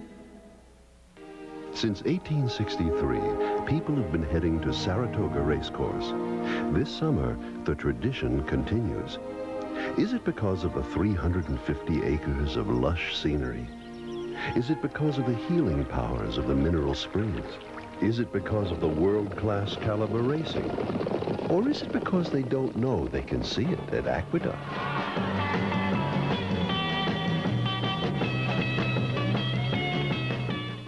On that gloved-in goal by Rota, Torrey or Arbor didn't complain a bit. Potvin setting up on the New York power play. The Islanders have scored 7 power only goals in this series. McEwen to Bourne, who missed a good chance. Loose puck. Berdeur made a great save right in front on Dwayne Sutter. What a save by Richard Berdeur to keep it 2-1. Billy Smith to Mike McEwen. Born in Horn Payne, Ontario. Mike McEwen lugging the puck. The former Ranger and Rocky dumping it in. Dwayne Sutter after. McEwen. McGradine blocked the pass. Lindgren battling with Brent Sutter. The battle goes on. Dwayne Sutter from back of the net. Smith cleared the puck. Didn't get it out. Potvin with a good effort to keep it in. Bob Bourne shoots off the heel of his stick. Shot just went wide. Dwayne Sutter centering it. Sliding down the ice. You know, what's also hurting the Canucks is the giveaways. They have possession in their own zone, and they're in such a hurry to ice it, they're just coughing it up. Well, twice on that Bossy goal, they did that very thing. Trutche in on Smith. Bossy in the slot. Tipped it to Gillies. Shot wide. Stephen Pearson. What a power play. Bossy, Gillies, Trottier, Potvin, and Pearson controlling the puck. 38 seconds left in the penalty. Mike Bossy with the puck. Mark Gillies tipped it to Bossy.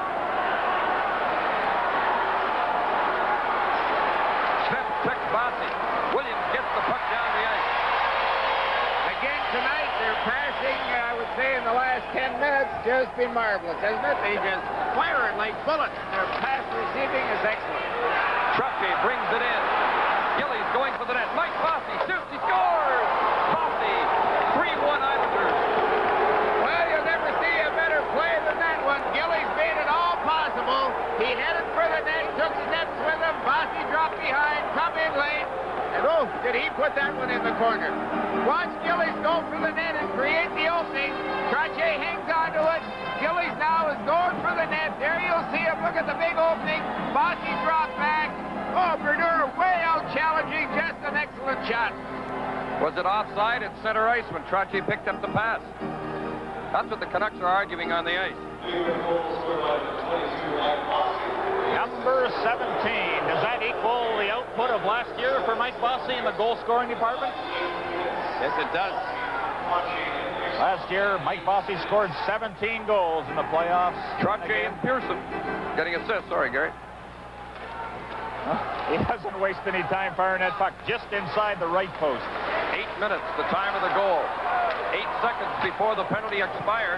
His other goal came 2 seconds before a penalty expired. The power play is the Islanders in front, 3-1. John Tonelli carrying the puck, dumping it in. Nystrom goes in against Campbell. Battling back of the net. Butcher puts it on the boards for Smeal. Lindgren, or rather Halinka, trying to bring it out, but the play is called offside at the Canucks blue line. So the score, the Islanders 3, the Canucks 1. This is Stanley Cup 82. Sunjet celebrates 3 years of quality service from Newark International to 5 great destinations with the best fare in the air. Fly from New York to Dallas-Fort Worth from as low as $99 each way. Fares to Los Angeles start from just $129 each way. And you can fly to St. Petersburg, Clearwater, Orlando, or Fort Lauderdale from only $69 each way. Seats are limited. Call Sunjet now to take advantage of our great fares and convenient service. Sunjet, the best fare in the air. Sports Channel's forecast for Thursday is thunder. Thunder Road Thursdays. Rev up your engines, drop the flag, and throw the pedal to the metal. Because Sports Channel shifts into high gear with Thunder Road Thursdays. From NASCAR to dirt, it's the very best in high-speed auto racing every Thursday night. So catch the lightning and listen for the thunder. Every Thursday night from 7 to 11, it's Thunder Road Thursdays, only on Sports Channel. 2 goals by Mike Bossy in this second period as the Islanders ahead 3-1, leading the series 3-0. John D'Amico waves the centers out, so Smeal faces off against Tonelli. And they came out of the same mold. 2 hard workers on these 2 teams in the Stanley Cup final. Fraser and Nystrom bumping together. And it's Mike McEwen rattling the puck on the boards. Campbell keeping it onside. Nystrom bats it down. It's knocked off at 6. Kurt Fraser from the corner. Smeal back of the net, couldn't control it. Tonelli to Goring. Has Nystrom on his right taking the pass. Nystrom in on Campbell. Goring going for the slot. The play broken up. Back up Fraser with Halinka, Campbell, and Smeal. Palinka brings the puck in, bumped near the line. Razor to the corner, and the goaltender, Billy Smith, yells, "What in front?" Still yelling instructions to his mates as the puck is cleared into the Vancouver zone. Garth Butcher, the rookie from Regina, in his first playoff game in the National Hockey League. But here he ices the puck. Stephen Pearson picking it up. Icing call on Vancouver. Well, the beauty of replays is to check for ourselves. Is it offside? There's the pass from deep inside the blue line. Boy, is that I close. need to call it. Oh, close. Well, you get breaks like that. As I said a few moments ago, when you have what you think is a fair goal go in the net and it's disallowed, and you cannot complain. So it's tit for tat. They're a class organization with great talent. Canucks may have argued that there was an offside pass over two lines as Trottier picked it up and set up the third Islander goal. We'd like to mention who's not dressed for Vancouver tonight.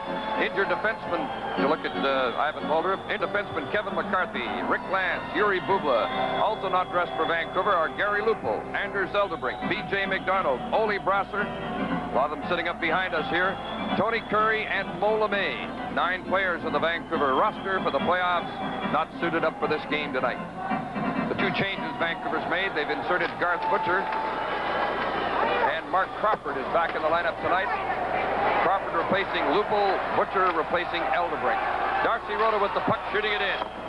Billy Smith now working on a 3-1 lead after his 15th win of the playoffs, and that would be a Stanley Cup record. The crowd yelling as Bolderev fell over Stephen Pearson, and the play went on. Wayne Merrick turned around at the blue line, and the play goes offside.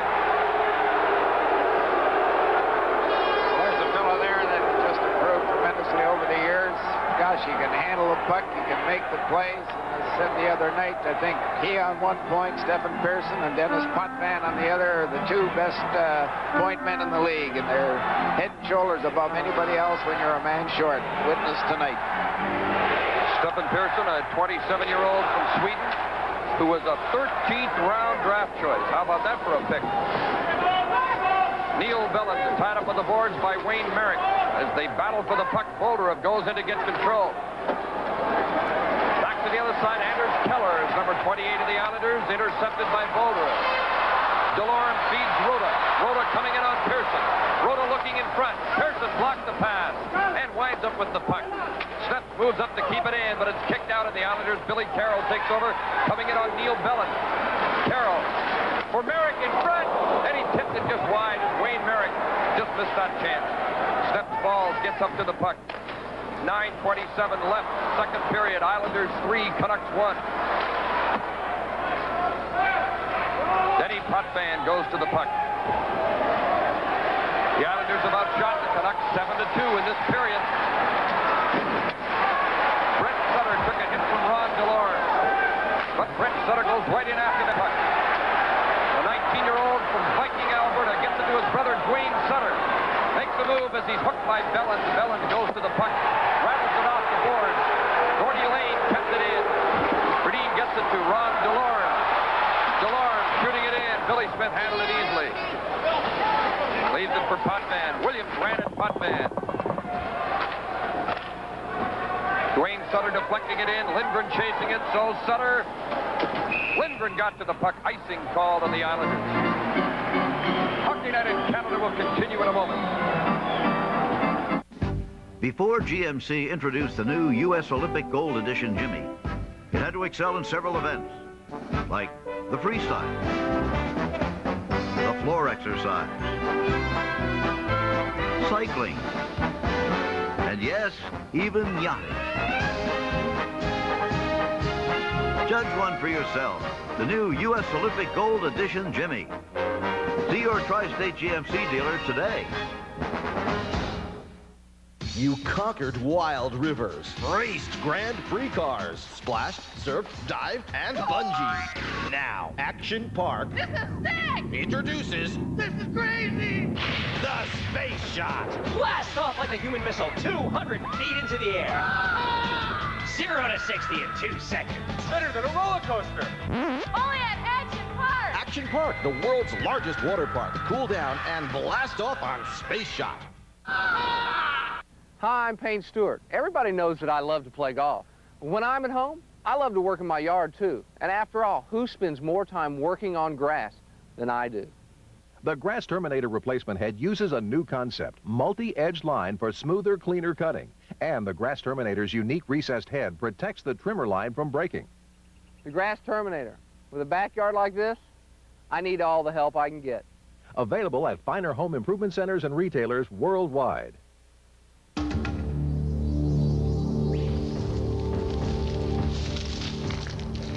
Are you lost in a financial jungle?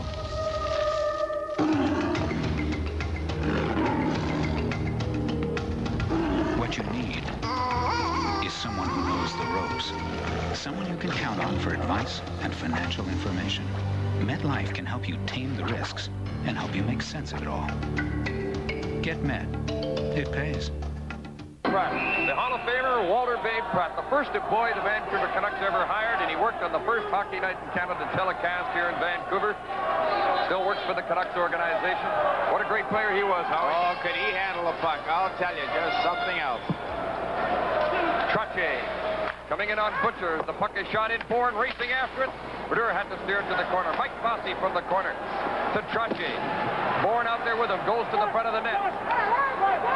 Butcher having trouble with Trottier. He's so strong along those boards. Trottier sets up the goals. Mike Bossy puts them in. And with 7 goals in the Stanley Cup Championship, he has tied a National League record that took place in 1956. And John Beliveau has 7 goals in that series. How about that Bossy? 17 playoff goals last year, 17 this year. That's 34 goals. He has a total of 71 goals in 50 games. No, he's got 52 goals in 71 games. Unbelievable. And 2 big ones in the second period of this game as the Islanders lead 3-1. Williams throwing a check on Bob Bourne along the boards. Williams keeps working for the puck on his knees, gets up to the puck. Green goes in to help out. The puck came around to Lindgren on the boards. Lars Lindgren unloads the shot. Williams tried to deflect it in front. Bourne coming out with the puck. Checked by Lars Moline, who dumped it in. Green goes in against Ken Morrow. Missed him.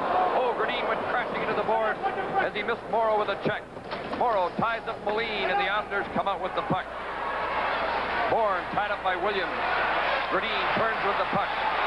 Thomas Green to Colin Campbell. Looking for help. Shot wide of the net. Williams and Bourne along the board, joined by McEwen and Gradine as they cover up the puck. Well, the Vancouver Canucks certainly haven't let up. They're still carrying the play to the Islanders, and I would think making this game just tremendously interesting for everyone here, and I hope all of the fans doing it at home. Well, when you're behind, you have to take chances, and we've noticed time and time again that the defense, when the opportunity presents itself, will pinch in, trying to intercept that pass along the boards. And on a few occasions, the Canucks have been very successful in that area. Still think, Howie, they have to get that second man going for the net. You know, sometimes the forward will have the puck, he's ready to shoot it. Nobody close to Billy Smith. Go ahead, Smith, try for that deflection. Halinka wins the draw from Trottier. Loose puck in front. Well, how about that? Trottier lost the face-off in his own zone. Well, he's never won one yet off Halinka and Gradine in that situation where they're going to their forehand. They're continually getting it back along the board. Gradine has done this all the time, as Halinka has it. Getting it back to their forehand along the boards. Smeal had an excellent chance to put the puck by Billy Smith, but he couldn't get it up high. Well, let's watch it again. The same setup. Yeah, now the Islanders have the defenseman out there to head for the point. Again, Halinka won the draw. Smeal's shot. Billy Smith is there with a good save on Smeal's shot. Bob Nystrom in on Colin Campbell. Nystrom put it to the end boards for Goring. Goring from the corner. Hallward checking Goring. Fraser goes to the puck. Scoops it to Smeal. Coming in on Langevin. Smeal and Halinka. Halinka takes the drop pass. Took the shot. Went high. Fraser for Halinka. Stephen Pearson checking it. Fraser overstates the puck. Goring very quick to pounce on it. Around to Tonelli. Nystrom breaking out on the right wing. Waits for the pass, and there it is by Tonelli, and Nystrom dumped it in. Stanley and Howard after the puck. Campbell goes to it. Poked loose. Stan Spiel starting back. Lost it at his own line to Wayne Merrick. 6:15 left in the second period. Islanders 3, Canucks 1. Tonelli and Nystrom and Merrick now going to the front of the net. Nystrom. Shot. They score. Bob Nystrom with a backhander right along the ice. But Wally Harris is waving it off. Harris, I think, says someone was in the crease. Watch the great move Nystrom puts on the Vancouver checker right coming out of the corner, right here. Goes down and plays the puck, and that's a no-no. Well, now, was that Islander player in the crease, or did Stan Spiel push him in the crease? Well, we'd have to pick it up a little sooner to be able to answer that question.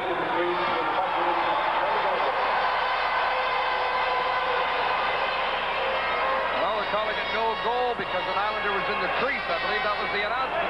But the question is, and Al Arbor doesn't argue, but the question, of course, always is, was he in the crease on his own, or was he placed there, or pushed there?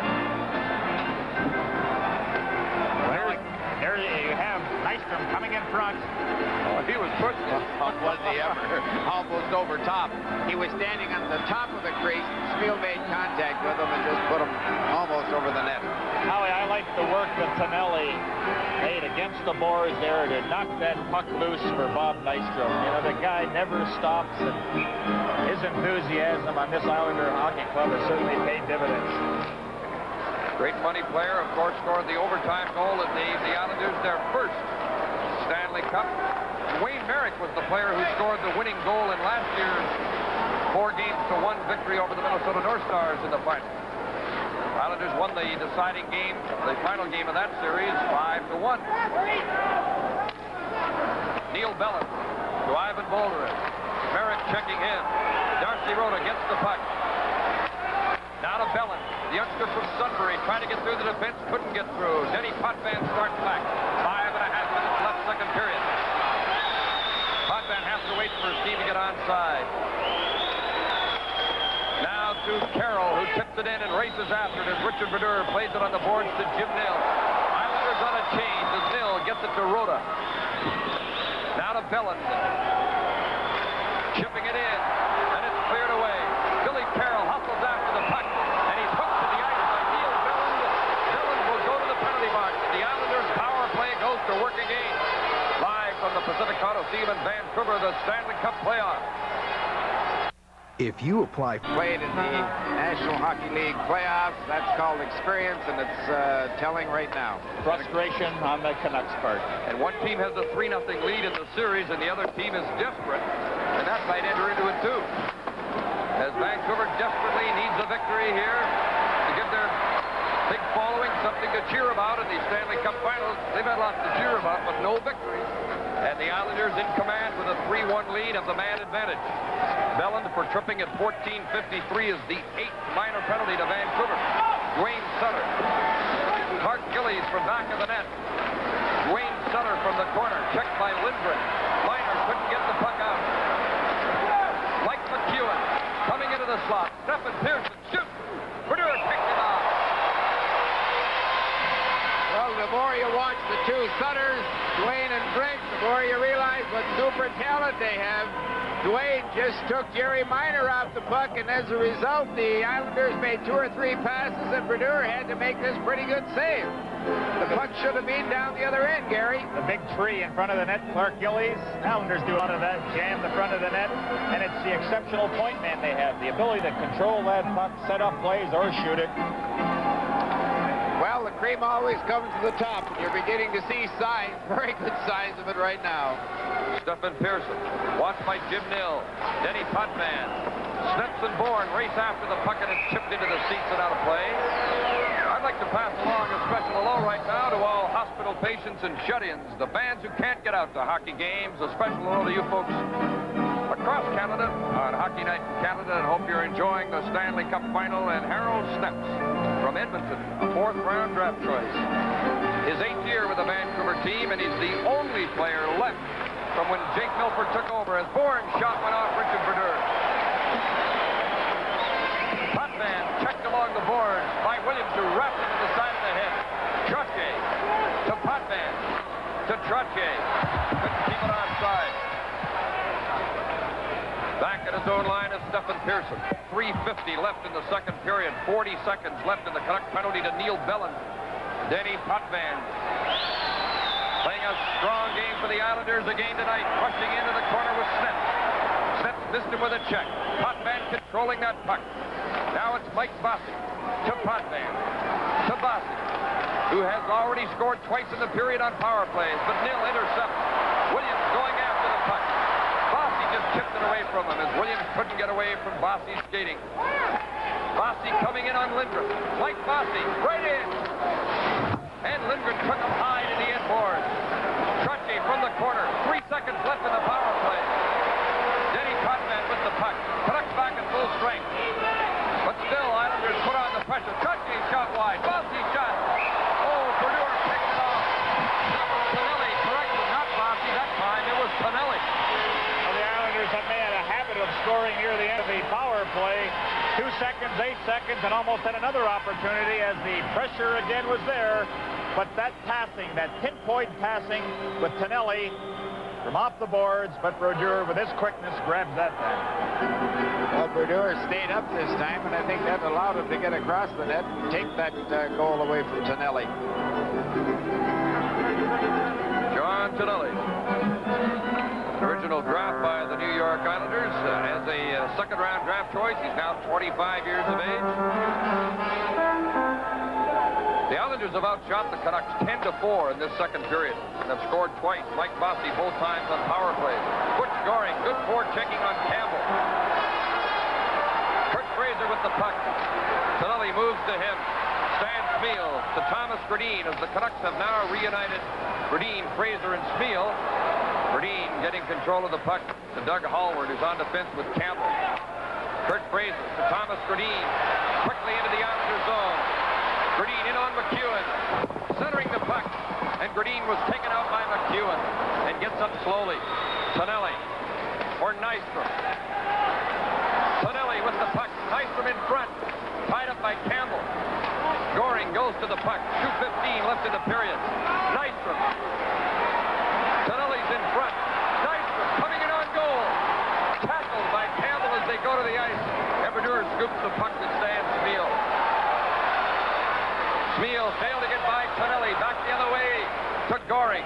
Coming in on Colin Campbell, then just dumped the puck in. Islanders change on the fly. Coley Campbell from Tillsonburg, Ontario to Stan Smeel. Lost into Big Clark Gillies. Gillies in on Hallward. Brent Sutter going in for the puck. Campbell at the end of a long shift. Puck is tipped away from in front. Stan Smeel coming back to Kurt Fraser. Fraser in on Langevin, who took him to the ice. Puck is still in play. Fraser and Gillies battling for it. Fraser to DeLorme. And a good save on Ron DeLorme by Billy Smith. This Stanley Cup playoff game is coming to you from Vancouver. 5 left in period 2 in game 4 of the Stanley Cup final. Islanders 3, Canucks 1, Bossy with a pair, and Goring have scored for New York. Stan Smeel has scored for Vancouver. It was 1-1 after 1. Stephen Pearson clearing it ahead to Brian Trottier on the left wing, and the play is offside. We're going to see a great player profiled in the Legends in the next intermission, as there's a little mix-up here.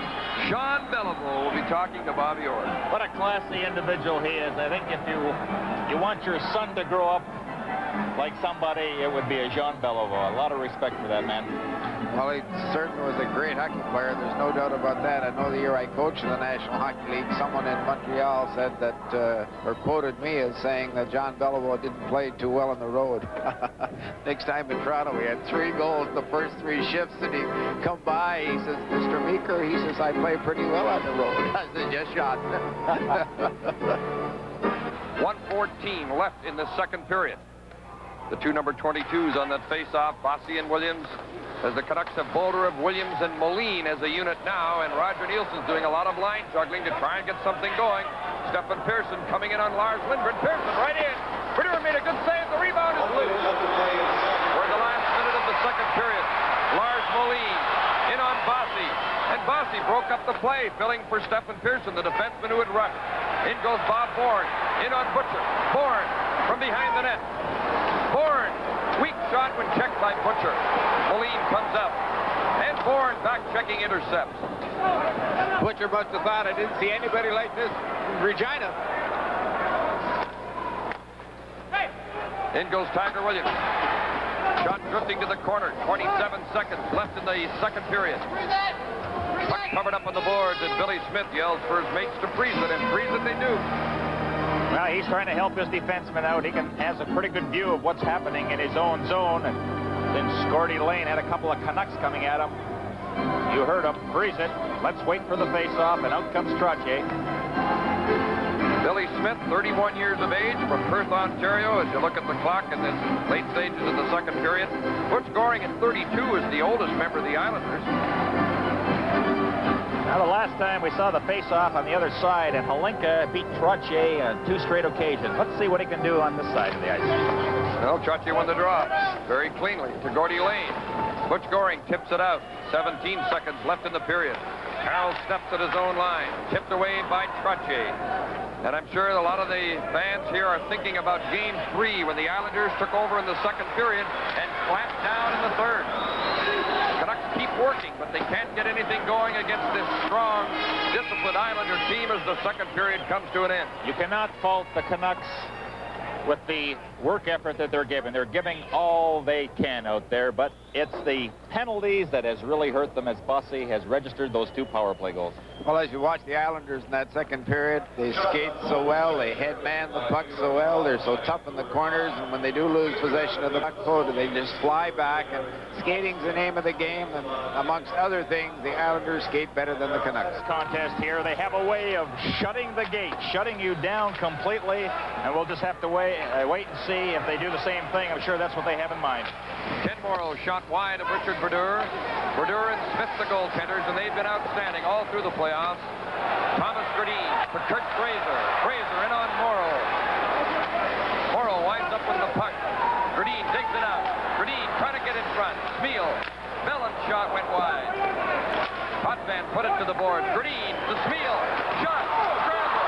And the puck went wide of Billy Smith. Mike Bossy scoops it. Smith couldn't knock it out of the air as Neil Bellin changes the puck. Brian Trottier moves into check. Bellin hands it to Bourne on the board. Bourne to Dwayne Sutter. Slashed by Fraser as he centered it. Trottier ran into Brodeur. And the shot went wide as Brodeur was down, and Dwayne Sutter missed that good chance in the rebound. I think Wally Harris thought Brodeur was injured there, and he stopped the play. That was another giveaway by the Vancouver Canucks, and Sutter set up Trottier right in front of the net, and Trotz was just a little bit too close to Brodeur. Really couldn't do that much with the puck. I'm surprised the youngster didn't sort of take it to his backhand and try to put it upstairs. He had lots of time, really no pressure from anyone checking on the Vancouver Canucks. He was there all alone. Cool Wally Harris, the referee, working with linesman John D'Amico and Terry Gauthier. Doug Hallward's pass around to the boards for Darcy Rota. He's hit right away by Dwayne Sutter. Hallward gets the puck, and the Islanders work in that forechecking, and now Nill comes out with the puck. Jim Nill. Pass hit a skate. Rota couldn't get through. Dwayne Sutter fanned on the puck. Clark Gillies goes to it in the corner. Islanders 3, Canucks 1. We played a minute and 15 seconds of the third period. Campbell putting it off the board. Stephen Pearson steers it to Dwayne Sutter. Lost it to Ivan Holinka. He's one of 7 rookies in the Vancouver lineup tonight. The Islanders have 3 rookies in their lineup. Campbell with the puck. Colin Campbell. Originally a draft of the Pittsburgh Penguins out of Peterborough. Potvin steering it to Bob Neisman, coming in with Butch Goring. Goring buzzing around in that Vancouver zone like he's been doing all night. Ties up Campbell. Holinka banks it on the boards for Nill. Nill starting away with Mark Crawford, but the pass didn't get through to Crawford. Nystrom with Tonelli going for the net. Nystrom shot. Went by Berneur's pass and out the other side. Nystrom almost made it 4.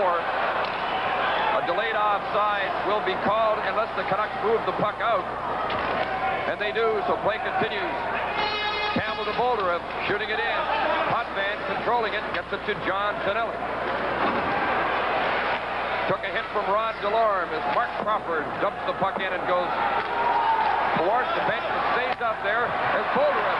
Shot. Smith made the save. And the puck is held by Billy Smith. From the Pacific Coliseum in Vancouver, this is Stanley Cup 82 on CBC. Nobody beats the Wiz, and Panasonic are teaming up this month to celebrate the Olympic Games. Excellence, integrity, and respect. That's our promise to you, our customer. Because at Nobody Beats the Wiz, winning is more than breaking records. It's setting new standards in quality and service for you. Enjoy the Olympic Games wherever you play them. Panasonic brings the Olympics to the world, and Nobody Beats the Wiz brings it home to you. Hello? Hey! Where is everybody? This month, they're at your Toyota dealer's summer clearance. They know a good deal when they see one, like Avalon, Toyota's luxury sedan, a Consumer's Digest Best Buy. At this low $299 per month summer clearance lease payment, with many luxury options standard, Avalon is even further ahead of competition. Don't be left out. Your Toyota dealer's summer clearance is on now. Goring and 2 by Posse. The goal scorers for the Islanders. Stan Smeel has scored for the Canucks. Boldurin, Moline, and Williams, the Vancouver forward line. Butcher and Lindgren on defense. Garth Butcher, the rookie from Regina, getting his first chance at the playoffs. And what a night to break in. Lindgren from the point. Boldurin from back of the net. Try to get from Moline. Moline from back of the goal. Boldurin put it to the crease. Moline from the corner. Centering it for Williams, intercepted. Coolly cleared away by Mike McEwen. Butcher to Williams, scooping it in. It bounces to Billy Smith, who steers it to Mike McEwen. McEwen starting a rush to Bourne, to Trottier. On the right wing is Bossy, who has already scored twice. The pass didn't get through. Dave Williams. The crowd urging him on as the Tiger moves in on Stephen Pearson. Brent Sutter goes after Williams on the end board. Smeel after the puck. In goes Smith. Bumping into Stephen Pearson, but the Islanders come out with the puck. Mark Gillies couldn't catch up with it. Neil Bellet lost it off his stick. Trying to handle big Mark Gillies, who centered it. Brodeur made a great save of the game. Brodeur with 2 big saves. Landman passing it. Brent Sutter trying to center it. Puck goes to Stan Smeel. Brodeur remarkable in that flurry. Gradine coming in on Langevin. Gradine going for the net. Langevin forces into the corner. Gillies getting the puck. We've just passed the 4-minute mark. Third period, Islanders 3, Canucks 1. Neil Bellet. Tonelli goes in to check him, giving him trouble back in the net. Tonelli with that puck. To Nystrom. Smith trying to save with Nystrom. Smith winds up with the puck. To Smeel. To Fraser. Coming in with Halinka. Fraser. Shot. Hit Lane. That stung him a bit. Shakes it off. Stays out there. It's been a long hockey road for Gordie Lane from the International League to the Stanley Cup final. Over the years, in comes Jim Nils. Billy Smith stops Nils' rising shot. Lane with the puck. This is Goring with a pass. Campbell puts it off the boards and Miss Halinka. Lane shooting it in. Tonelli hustling after it. So is Jim Nill of the Canucks. Nill goes to the ice, knocked down along the boards. Nystrom and Hallward. And Tonelli goes to that puck again. Hallward keeping it moving on the end boards. Ran into Bob Nystrom. Nystrom and Tonelli doing some of that great forechecking on the boards that they do so well night after night. Campbell ties up Tonelli. Halinka helping out. Got the puck outside the line. Potvin with the puck. Islanders controlling a 3-1 lead as Potvin pass. This is Nystrom. Doug Hallward rushing with the puck. Wayne Merrick moves to check him. In goes Darcy Rhoda. Gordie Lane at the end of a long shift bumps him in the end board. Potvin digs out the puck. Puts it around on the glass. Hallward to Lindgren. Keller is there to check him. Lane can't get off the ice. He's at the far side from the bench. Merrick fell down. Lindgren lost the puck. Anders Keller played it back to Denny Potvin. Over to Lane. Mark Crawford moves to him. This is Billy Carroll. Turning with the puck, looking in front, put it in the slot, and the shot deflects off Lindgren as Anders Keller got the shot away.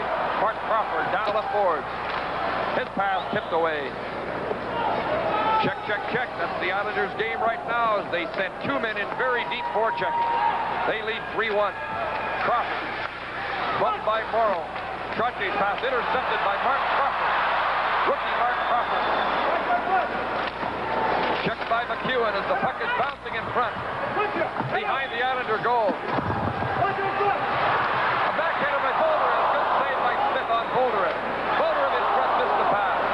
Lindgren goes in against Keller to keep the puck in. Keller and Linden battle for it. Billy Smith is yelling freeze it as the play stops. And Mark Crawford skates into the trap throwing a check. Tonight's Stanley Cup playoff game is coming to you from Vancouver. The award, 1996 4x4 of the year. Short of that. No commission, no sales pressure. Talk to us before you invest. Call 1-800-SCUTTER.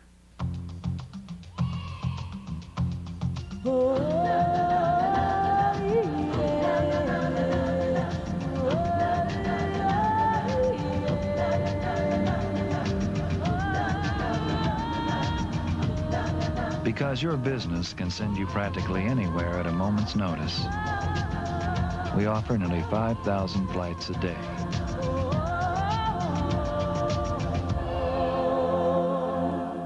Sports Channel's forecast for Sunday night is cool. Cool Classics. Sports Channel helps you beat the heat with a look back at the greatest moments in Devils and Islander hockey. Relive the most memorable games in their entirety, from the Islander dynasty years to the Devils crash line. Sports Channel takes you back in time. Join Sports Channel's hockey experts for a trip into the past every Sunday night at 7:30 with Cool Classics on Sports Channel. Well, that's certainly true, Howie, and it's not how well the Canucks will do this period. It's will the Islanders let them? That's going to determine the outcome of this third period. Well, against any other team in the league, they'd have the score tied by now. Bolderev and Trotty on the face-off to Billy Smith's right. Trotty got it to Bossy. Smith intercepts, takes the shot. It's off the target. Langevin slides it to Bourne. To Trotty. He's got Bossy on his right as the puck is shot in. Richard Brodeur scooping it around to the boards for Williams. Lawson steps, goes to it. Gets it to Williams. It deflects to Bellin. To Bolderev. He's got Moline on his right. Bolderev shoots and deflects off of Stephen Pearson, tipping it up into the seats. 12:38 left in the third period. Well, that's the first time this period that there's been a 3-on-2 on the Islander defense. Normally what they're doing is getting the puck in, sending one man in to check, and he gets control of the puck in the corner, and they give it back to the points. Certainly they're not getting caught except on that occasion, and they got caught by, I think, the best forward on the Vancouver Canucks tonight, Ivan Bolderev. Played himself a heck of a hockey game. How about Stan Spiel? Not a bad forward tonight either. Played well, but I think Bolderev has made more things happen, carried the puck, beat more people, created more openings. Right now, Gradine's out there with Smeal and Fraser, and the defense for Vancouver is Campbell and Howard. The Islanders have Potvin on defense with Lane. Put her out of the boards for Clark Gillies. Picked up on the boards by Smeal. And out comes Trottier with Brent Sutter taking the pass. Back to Trottier, and they're offside. I'd like to mention an Islander, and you're looking at Clark Gillies, but another bearded member of this team, Ken Morrow, went out fishing with some of the players here in British Columbia waters on Friday and caught an 18-pound salmon. And furthermore, he caught it off a boat owned by a Vancouver Canucks scout, George Wood. And, of course, Morrow and his teammates, there's Morrow, telling him about being the big fisherman. And they were talking about the one that got away, though. Oh, there was 3 or 4 that got away. And they were all bigger. Gradine with the puck. Fraser in on Lane. Fraser shoots. Rebound. Gradine stands on it right in front. Gradine missing a good chance. Well, that's been the difference. I mean, if there is a difference Where the Islanders really excel is when the opportunity to put the puck in the net. The Islanders do it. The Canucks, they have problems when that chance is there. And Gradin, not very often that he misses, but missed in the wrong position, skated by the puck. And there goes another scoring chance down the drain. Watch Potvin go the wrong way here. He didn't pick up Gradin, and I'm quite surprised Gradin didn't slow down. He's pretty good in front of the net. Had he slowed down, been looking for the rebound, by a good chance he might have put it in, and we'd have a 3-2 hockey game. But listen to this crowd. Halfway through the third period, and they're still thoroughly backing the Vancouver Canucks and having themselves a ball. Great, great hockey fans. 12 minutes, 4 seconds left on the clock. Islanders 3, Canucks 1. Brent Sutter to Brian Crutchy to Clark Gillies. Gillies shoots. Brodeur kicked it away. Garth Butcher with the puck. To Darcy Rhoda. From Prince George, British Columbia. Darcy Rhoda, formerly with the Hawks and the Flames, couldn't get through that Islander defense. Butcher with the puck. Flips it in. Ken Morrow chasing it. Took a hit from Darcy Rhoda on the inboard. What a check by Rhoda as the puck is covered up. This is Hockey Night in Canada from the Pacific Coliseum in Vancouver. I'm into tennis. The Sports Authority has everything for tennis. I'm into baseball, too. Everything for baseball, too. And I play a little golf. Golf? We got it. Plus your favorite brand names. See if that feels more natural. Hey, these guys are really into sports, too. And everyday low prices mean you never wait for a sale. Hey, I'm always into saving some cash. The Sports Authority. You've never seen anything quite like it. We keep it moving, moving, moving, moving. We keep it moving, moving, moving. At BP, our high-octane super delivers everything you demand in a premium gasoline. And like all our gasolines, Super comes with an unconditional fuel system guarantee, so you can concentrate on more important things. We keep it moving, moving, moving. We keep it moving, moving. We keep it moving, moving. We keep it moving.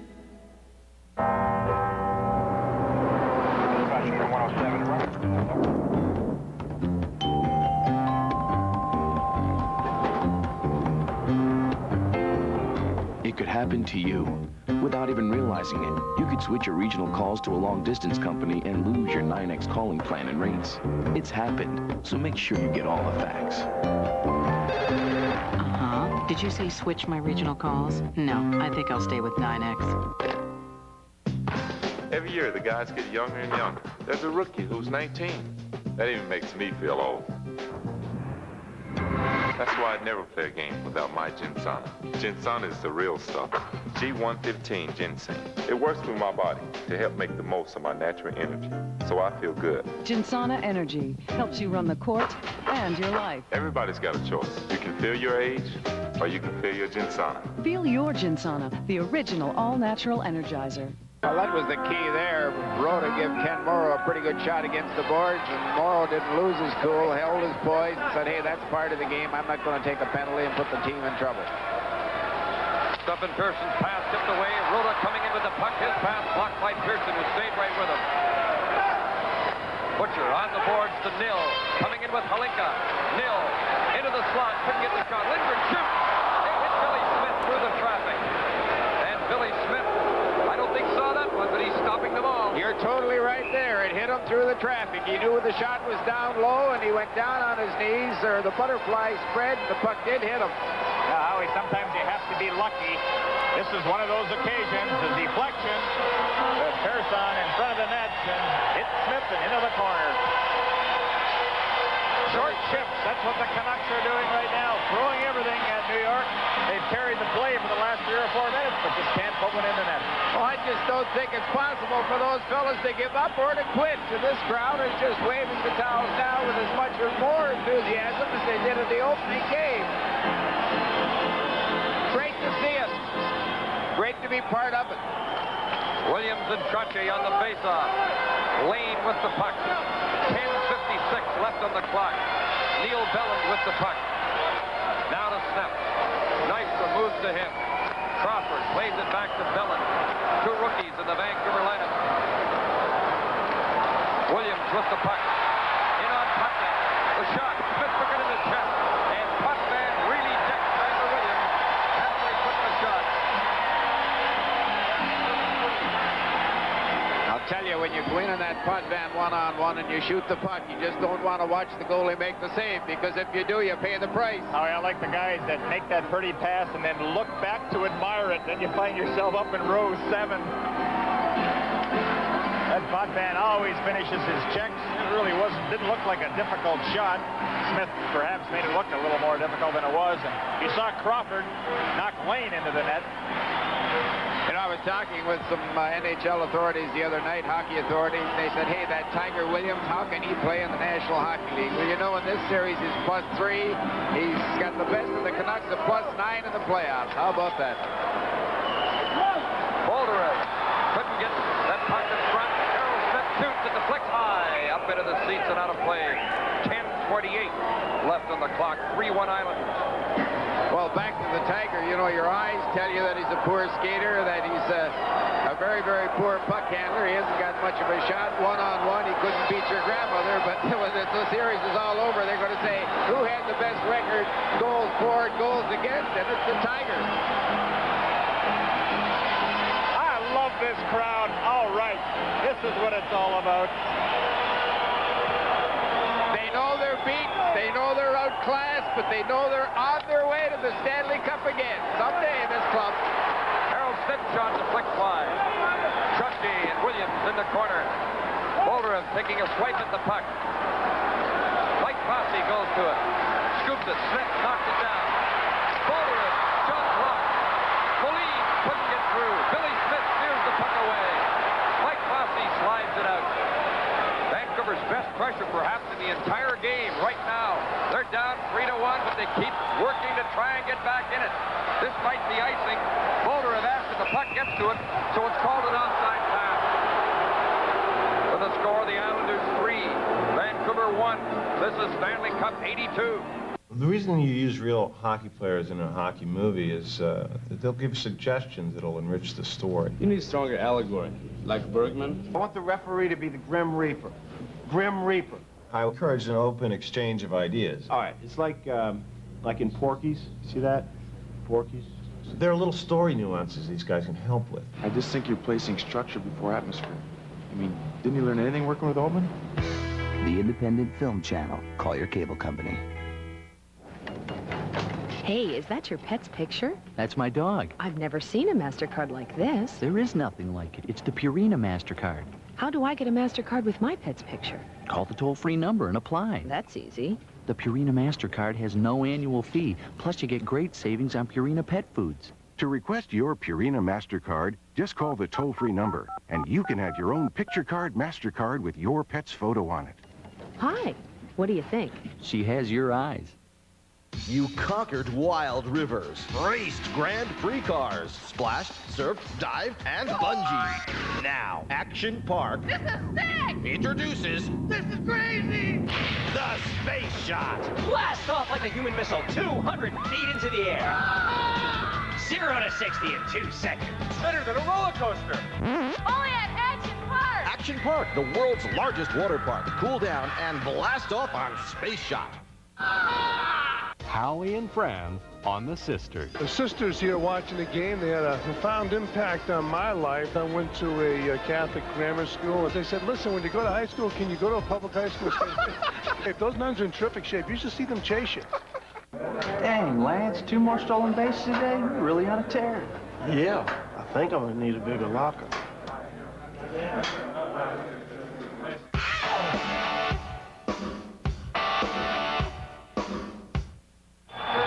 Well, you remember making that comment about having 2 pucks out there. Ever since he said that, the Canucks have controlled it. They must have a direct line right to the bench. Well, I wish they'd have one to the net. Mark Gillies along the boards against Smeal. Smeal gets the puck to Fraser. For Campbell, it's tipped away. Brent Sutter checks it loose. Hallward puts it on the boards. Dwayne Sutter to Gillies, coming in with Brent Sutter. Brent Sutter in the slot. Bump. A shot by Green Sutter went high, and it went into the crowd. I'll tell you, the Vancouver Canucks do not deserve to be 3-2 or within 1 goal of New York, but I'd like to see them get a goal to make it 3-2. The last 4 or 5 minutes would be tremendously entertaining. Who knows? You might even go into overtime then.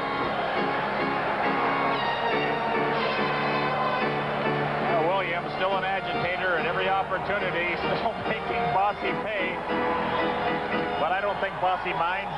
He's already got 2 goals in tonight's game. Thomas Gradine into the Islanders' zone. Stephen Pearson took him off the puck. This is Clark Gillies. Shot hit Doug Howard. Loose puck in front. It's loose. Brodeur down, covering it up. And Howard mixes it up in front of the net. With young Brent Sutter, and they all get into it now. But there has not been a major penalty in this game yet. Well, there's going to be a losing team in this year's playoffs. That has happened through the history of the National Hockey League. But it looks like it may be the Canucks. But I think what's very important for the Canucks is that they have pride in what they do, and even if they lose, they can walk out of this building with their heads high, Howie, and we haven't seen them let up for 1 second. Here's a youngster that Brent Sutter. I'm just amazed at his tenacity, at his strength and his determination. He is a great puck hound, on for that puck all the time. Very, very good in the corners, got a pretty good touch around the net. And I would have to agree with you, Gary. The Vancouver Canucks might lose 4 straight, but they've been the biggest winners in hockey today. I would say that they've all gained respect. They've got, I would think, respect for management. They've put a group of fellows together that average skills, but they got big hearts. They're all playing a system, and they all want to win. A little repair job in the net behind Richard Brodeur. Hockey Night in Canada will continue in a moment. On Saturdays, your customers can receive 2-day packages from FedEx. Cost? An extra $10. On Saturdays, your customers can receive 2 to 3-day priority mail packages from the U.S. Postal Service. Cost? $3. And there's no extra charge. On Saturdays, your customers cannot receive 2-day packages from UPS. Sorry. So, what's your priority? Priority mail from the U.S. Postal Service. We've already shown you that the Lincoln Mark 8 can do the limbo at 55 miles per hour, and that the Lincoln Continental can handle a Ming vase at every turn, and that the Lincoln Town Car excelled in its estimate value. Now we're going to attempt a maneuver we think no other car company would try. All 3 at the same low rate of $459 a month. A word of caution to other luxury car dealers: do not try this in your showrooms, unless, of course, you're a tri-state Lincoln dealer.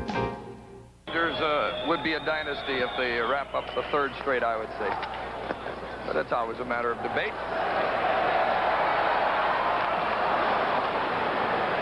In goes Stanley to check Garth Footer, a 19-year-old in the Vancouver defense. Kirk Fraser, deflected away by Stephen Pearson. 8:52 left on the clock.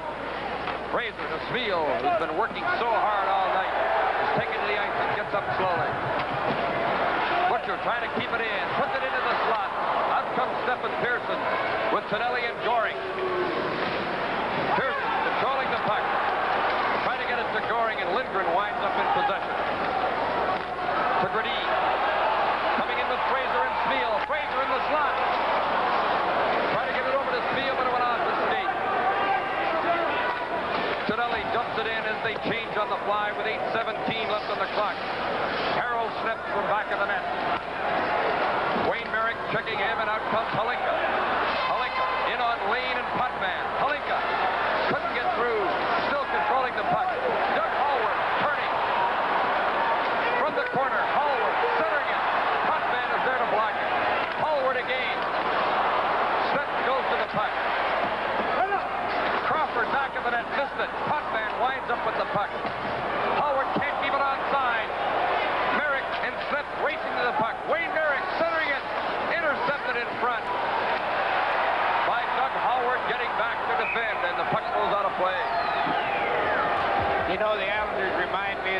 Montreal Canadiens when they were knocking off 3, 4, 5 in a row. You could play them for 18 minutes in their own end, and the puck was around the outside, behind the net, around the outside. When it was all over, you look back and say, hey, Sternen didn't really make too many saves, or Pond really didn't make too many saves. They're just amazing how able they are to keep the puck around the outside and then always have someone in a position to take advantage of a mistake that the Canucks or the opposition makes. And also adjust to whatever style the opposition throws at them, whether it's a skating game or a hitting game. They can play in any type of style that is presented to them. 7:36 left on the clock. Islanders 3, Canucks 1. Ivan Boldurev to Lars Lindgren to Garth Butcher. Getting a lot of ice time. He loses the puck to Bourne. Trunche. There's Bossy in the slot. Bossy. And Brodeur made the save as Bossy was going for the hat trick. Williams loses it to Bourne. Bossy's in the slot again. And he just failed to get the shot. Lindgren couldn't get it out. Ryan Trunche's weak shot knocked down Bossy while being checked shot wide. Bourne to Trunche, looking for Bossy in the slot again. How many chances can you have on a shift? Boldurev to Williams. Couldn't get it out. Trunche moving in on Butcher. Bourne waiting in front. Brodeur covers up the puck. Live from the Pacific Coliseum in Vancouver, the Stanley Cup playoffs.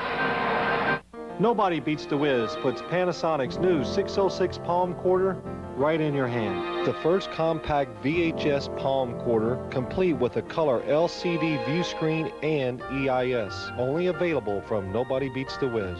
It's all within your reach with 1 year of free financing at Nobody Beats the Whiz. Enjoy the summer games, wherever you play them. Panasonic brings the Olympics to the world, and Nobody Beats the Whiz brings it home to you. Nike presents the McDonald's Hoop It Up, the NBA's official 3-on-3 basketball tournament happening at Fairleigh Dickinson University in Teaneck on August 17th and 18th. Hoop It Up is for everyone 10 and older. Get an entry form by calling this number or stop by the participating sponsor location: McDonald's, PC Richard & Son, Foot Locker, and Tri-State GMC dealerships. Hoop It Up, because everything else is just practice. Well, gentlemen, that Bossy is just something else. Jim has said many a time, Boldurev was all over him. He had 2 shots. Lindgren was laying all over him. He had 2 shots. And still he shakes guys free and gets to the hole. Steps from back of the net. As the Vancouver team continues to try. They're showing an awful lot of that. But they're still down 3-1 as in comes Halinka, went off his leg. So the play's offside. 6:32 left, and there's big Ivan Halinka. Quite an adjustment for him from Czechoslovakia to Canada this year. He's playing extremely well tonight, Ivan Halinka. I'm not his greatest fan, but he's played well tonight. There's Bossy cutting in for the net, and it's not too often the puck's right on his stick or back at his feet that he doesn't control it and get a pretty good shot at the net. Bossy has scored twice, both second-period power play goals. Butch Goring had opened the scoring for the Islanders. Stan Smyl tied it for Vancouver late in the first period. The first game of the series, 6-5 in overtime. A long overtime game won by the Islanders, then 6-4 as in comes Dwayne Sutter. Harold Smith checked the puck away. Then, of course, it was 3-0 here in Game 3. 6:10 left in this one, and it's 3-1 Islanders. And the Canucks keep coming on, trying to get something going. But Brent Sutter gets the puck. Brent Sutter moving in. Halinka slowing him up along the board, staying with him, and took him out. Dwayne Sutter, and they're battling for the puck. Hallward slides it out. Langevin to Pearson, who shoots it in. Richard Brodeur stops it back of the net. Snap to Rhoda. To Smyl, too far ahead. Potvin steers it away. In goes Butch Goring. Puck got away from him. Lars Lindgren scoops it up for Stan Smyl. Checked off the puck by Tonelli. Potvin to Goring, who's out there with Tonelli and Nystrom. All excellent checkers. Neil Dellin trying to rush. Taken to the ice by Potvin. There could have been a penalty on Potvin, but the play continues. Goring hustling after the puck. Lindgren beats him to it. The big Swedish defenseman to Stan Smyl, checked right away by Tonelli, forced to dump the puck out. 5 minutes left on the clock. Islanders 3, Canucks 1. One up Smeel skate, in comes Tonelli. Moving in on Belland, who goes after him. Hauls him down. Young Belland stays with Tonelli. Still with him along the boards. Nystrom digging out the puck. To the point, to Morrow. To the opposite corner. What an effort. A lot of effort by these two clubs right now. Look at them hammer away, work hard, and Tonelli got it to Goring. Belland stayed with him. Belland and Lindgren tying up Tonelli and Nystrom. They're weary as they stop the play. The Stanley Cup playoff game is coming to you from Vancouver. You, and you have the right to play sports until the cows come home. You have the right to assemble. You have the right to be equipped. You have the right to free speech. But anything you say can be held against you. That's life. Liberty. And the pursuit of the goal. But you don't have the right to remain thirsty. Not when there's Gatorade. Because every athlete has the right to be quenched. These are your rights. Now get out there and exercise them. Life is a sport. Drink it up. Since 1863, people have been heading to Saratoga Racecourse. This summer, the tradition continues. Is it because of the 350 acres of lush scenery? Is it because of the healing powers of the mineral springs? Is it because of the world-class caliber racing? Or is it because they don't know they can see it at Aqueduct?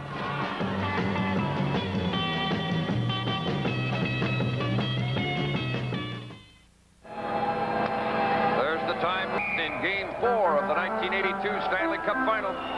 Trottier and Boulder have faced off. McEwen goes to the puck. He's on defense with Morrow. Trottier, Bourne, and Bossy up front for New York. The Canuck defense, Harold Steps and Doug Hallward. Steps checked by Trottier. The puck goes loose. Now Moline takes possession. Boulder, Williams, and Moline, the Canuck forward line. Williams checked by Bossy, who keeps after the puck. Bourne dumps it in. Steps goes to the puck. In goes Trottier to check. Trottier falls, checking Steps. But in goes Bourne to tie up Steps. Trottier's also there, and they have to cover up the puck. You know what's really interesting? The Canucks have extended the Islanders to the limit, and have they ever responded here in Vancouver? I mean, what a great road team there.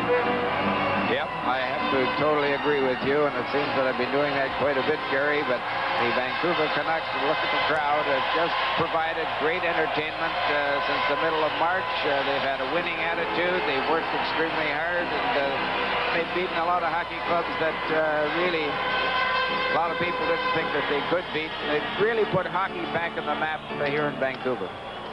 Langevin shooting it on the end boards for Brent Sutter, coming in front. He backhands it to the crease. Gillies fell going after the puck. Bolderev, the veteran from Sault Ste. Marie, the oldest Vancouver Canuck at 32 years of age, to Tiger Williams. Checked by Puck Gillies, who takes it to the board. Stephen Pearson with the puck with 3.5 minutes left on the clock. Islanders 3, Canucks 1. Moline winds up with the puck now to Lindgren. For Bolderev, it went off his skate. Gillies starts back for New York. Jumping it in as the Islanders go into forecheck. The Sutter boys move into check, and the puck comes to Williams. To Moline. To Bolderev. In on Langevin. Bolderev. Put it in front. Wide of the net. Williams after it on the board. Bumped off the puck. Brent Sutter tripped by Williams, and the play goes on. And both clubs showing signs of fatigue now. When those players go to the ice, they're a little slower getting up. 2:52 left on the clock. Nils couldn't pick it up. Mark Crawford backhands it. Billy Smith kicks it away. Dwayne Sutter slides it out. It'll be icing as Neil Belland goes after the puck. And the youngster from Sudbury gets to the puck as icing is called on New York. Howie, 2:35 left. And there's the Islander bench. This is young Mark Crawford coming in here. He takes it to his backhand and just lets a weak backhander go. Billy Smith had no trouble with it at all. And I think really the big difference outside of Islanders having considerable more talent has been the goaltending of Billy Smith early in the hockey game and late in the hockey game. In particular, he's made 6 or 7 stops that might have beaten him, and we could have had a 3-2 hockey game. He has stayed at his feet. Nothing has beat him on the short side. Nothing has got between his legs, and nothing has got over his shoulder. Tremendous exhibition by both goaltenders of how to play goal. Vancouver, here's Linka putting it in front and Smith steered it away. Crawford from the corner. Nil from back of the net. Checked by Goring. Potvin and Nil battling near the corner. Linka can't reach the puck. And it's chipped off the boards to center ice. 2:20 left as you see the time running down. Maybe it's the end of the 1982 season. Vancouver needs 2 goals to come back and tie this one. Keep working for it. Halinka shot. There's Smith again to kick it away. Nice with Lane. And the puck is flipped in the Vancouver zone. Bellin backboard. Well, these fans haven't given up. Trying to rally the Canucks in the late stages. Big Ivan Halinka chased by Butch Goring. Halinka turning with the puck. To Crawford. To Hallward. Went off his skate over the net. Hallward centering it. Vancouver player Stan Smeal, clipped by a stick, is down on the ice. Smeal injured, and has he ever given it his all in his years with the Canucks, his 4 seasons? Now he's looking around to see who did it.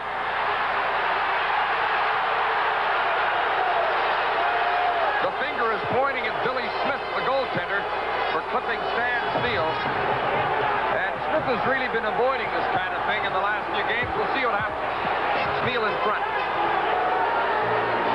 Oh, yeah. Look at that. Oh. You know, absolutely no need for it at all to come up like that. That's the way that Smith plays the game of goal. You get in too close and you're going to get the stick up in the face. He got it right in the mouth. And Stan Smeal is really livid as the goal stick of Billy Smith caught him in the mouth. And you see the blood in Smeal's face. He's calling for a penalty, but Wally Harris I don't think is going to give one. We'll another look at it here. Smeal's cutting in front. He's not in the crease. Look at that. There's the stick. Well, leading 3-1 with 1 minute 37 seconds to go, there's absolutely no need for it at all. I wouldn't condemn him too much for making that play the first or second game of a series. It's a little bit of a warning, and actually he did play that type of hockey the first or second game in the series, but since coming to Vancouver has done nothing but play excellent goal. He's very docile. Roger Nielsen and Ron Smith at the Vancouver bench, and the Islanders giving a little support to their goaltender, Billy Smith. Stan Smeal talking to Tiger Williams at the Vancouver bench. He was arguing for a penalty of some kind, hoping to get a late power play here with 1 minute and 37 seconds left.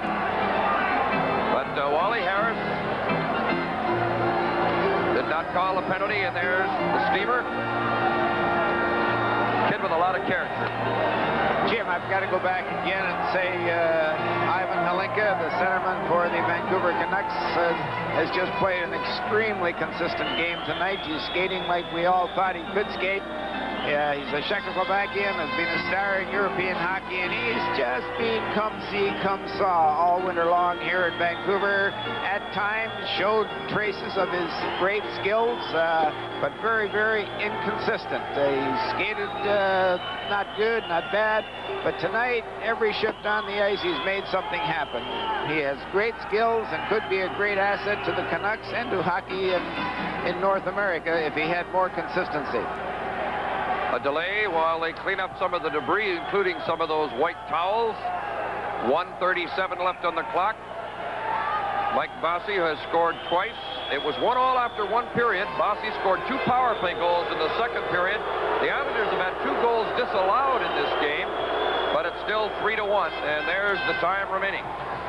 Jim, I said earlier about Mike Bossy. He has 34 goals in the last 2 years in the playoffs, 81 and 82, and in 70 games. This is his 70th playoff hockey game. He has scored 52 goals, and he has 45 assists. That's almost a point and a half a game. As I've said not once, but a dozen times, I think he's the greatest goal scorer that ever played the game. And I know the old Rocket Richard and Gordie Howe fans are going to say, hey, you're off your rocker, but I've seen him do so many things, score so many different ways, and great reaction from skates to stick to quick release and in the net. And he has a new honor, Mike Bossy has been named the winner of the Smythe Trophy as the most valuable player in the playoffs. I wonder what they'll say if this game is not over yet. The Vancouver comes back and scores a couple of goals. But we've been passed along that information as Williams put Bossy in on the board, and the crowd respond to that. Well, they've made that announcement, but this game in this series is really not over. But there's a minute and 22 seconds left, and the Islanders have a 3-1 lead in the game and a 3-0 lead in the series. And there's a look at Bossy. So I would imagine they put an asterisk beside it. There's a look at the Smythe Trophy. What scoring won it last year? You know, I thought that if you really paid Mike Bossy some attention, you made it rough for him, and you constantly finished the check, you might be able to reduce his efficiency. But I'll tell you, let some check rub them over the back of the head, and that's goodbye, Mike, from Tiger Williams. We'll see you next October. A high stick by Williams that caught Bossy on the forehead. Williams has been staying out of the penalty box a lot in the series. There's the Stanley Cup as they're shining it up. I don't know what the Vancouver people feel when they see that, because they still have a little hope left in this building with a minute and 22 seconds left and a 3-1 Islander lead. And the Canucks keep trying and trying, but aren't getting too many good scoring chances. They've been outshot 28-24 in the game. Have really been in every game in the series. In goes Bob Bourne. Now it's Trottier to Bourne. Couldn't control the pass. 1:12 left. The first game, a long overtime game. The second game was 4-all with 12 minutes to go. The third game was 2-0 till late in the game. This game has been 3-1 Islanders since midway through the second period. We're in the last minute of regulation time. Vancouver's goal is empty now. The Canucks using 6 attackers, desperately trying to get some late goals. They need 2. The puck is cleared into the seats. 40 seconds left in regulation time. Well, you know, it's been just a great hockey game, tremendously interesting. I would think the fans here are very happy with everything except the final outcome. But if you were to sit down and really examine the referee's performance, I would think you could question a lot of his judgment. You can't question the judgment really, because it has been an excellent hockey game, and they make the hockey game as much or more than the hockey players. Stan Smeel is back out of the ice after that flip from Billy Smith's stick. And Potvin and Smeel and the officials are having a conference here. Wally Harris wants to keep a lid on things. Well, the Vancouver Canucks are down and their net is empty. But, you know, they're going to scrap and battle and fight right down to that last second. Oh, they certainly are, and the fans are staying right with them. Jim, you and I have sat here many a game this year, 3-1 down, or even a tie hockey game with 5 minutes to go, and the place would start to empty. Every seat is still occupied. The fans here are still waving the white towels. They're still hollering. Vancouver has called a timeout.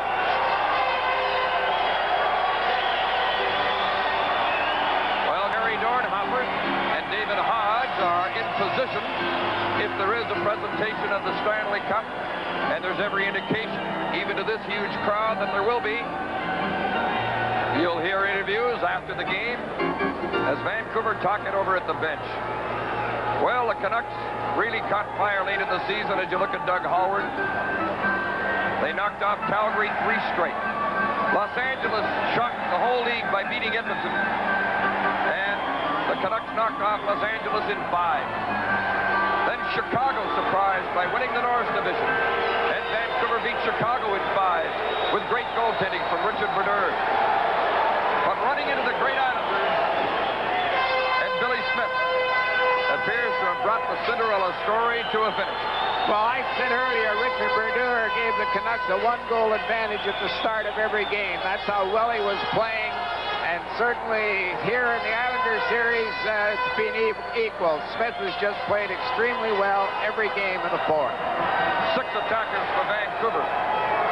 Bolderev and Trottier facing off. From the point, Howard shoots. Kicked up wide, close call. Jam up back of the net. Stan Smeel from the corner.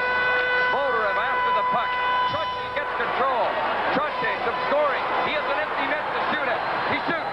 It's blocked by Moline.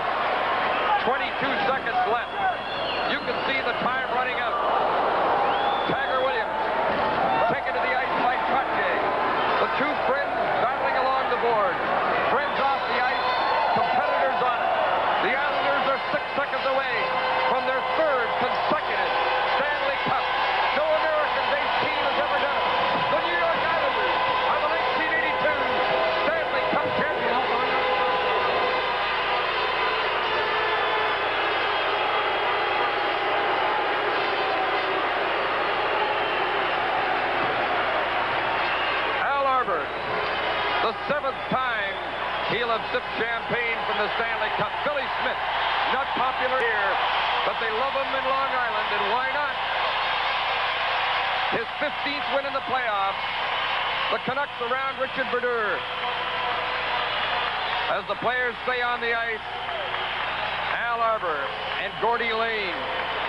Al Arbour, 3 times the winning coach, consecutive victories in the Stanley Cup Finals. His captain, Denny Potvin, who played a great game tonight, Howie. He certainly did, as did Billy Smith, and I thought a fellow who played extremely well, is Bobby Nystrom. Every time he handled the puck, he made something happen. Jim, I think you'd have to agree that big blue machine from Long Island, New York, has tremendous talent. They're going to be very, very hard to take that Stanley Cup away from. There's a good shot of Richard Brodeur and Mike Bossy. 2 stories in the Stanley Cup final and the series. And I know they know Richard Brodeur personally. He was an Islander before. Tremendous hockey club, the New York Islanders, and Clark, is it as exciting as the first one? Oh yeah, I think this one's even. Well, it can't be better, but it sure is exciting because it's 3. It's the first time anybody in the United States has ever done that. We're all Canadians, most of us, but it's just a great feeling. We're so happy right now. Clark, you must look back to the Pittsburgh series when you were so close to being eliminated, and I don't know, did that wake you guys up after that? Well, that was the biggest scare we've had in, I would say, the last 5 years, almost my whole career, because we never expected Pittsburgh to be as tough, but they gave us a hell of a battle. And to come back and win it the way we did was just the greatest thrill, and it really religious, got us going. Why is it you guys, you played so well on the road, you just shut down the Canucks completely in these 2 games? We go out and we work hard, we go home, and I think maybe we try and play a little too fancy at home. We get on the road, we play a basic defensive game, and we work for breaks in the other team's end.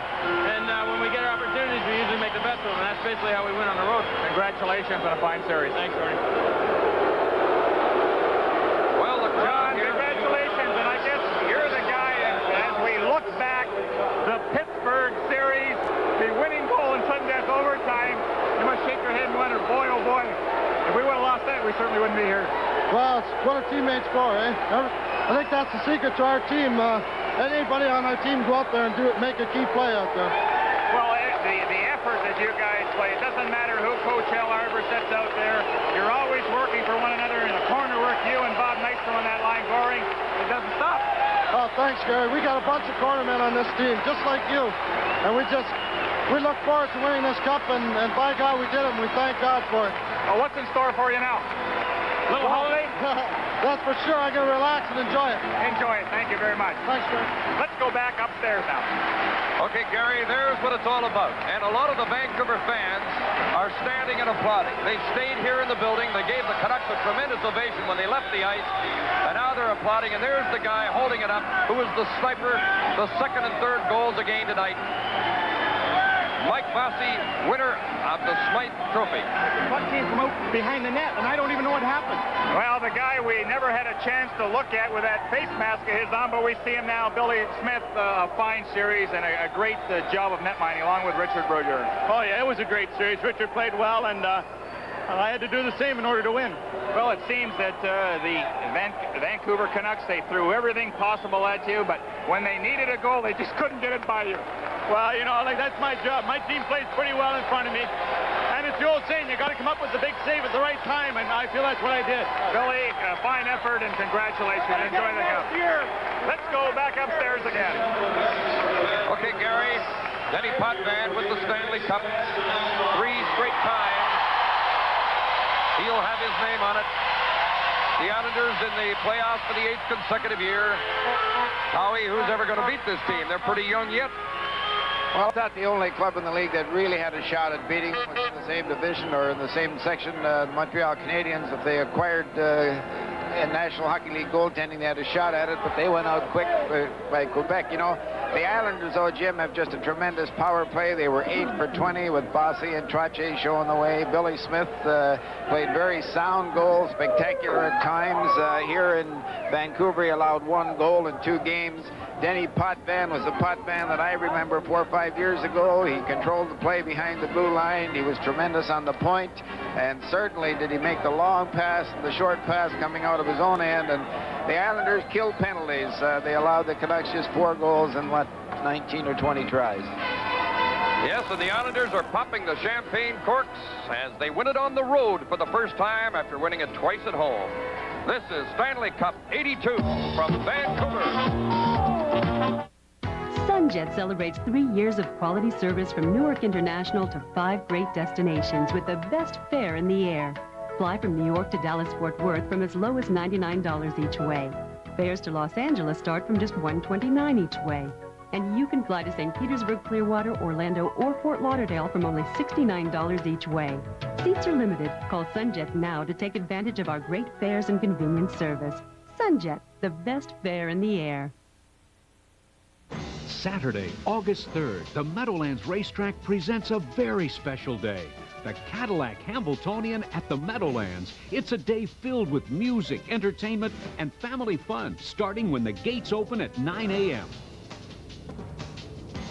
Then, the world's best do battle for a $1.2 million prize. It's the greatest day in harness racing and a day to remember.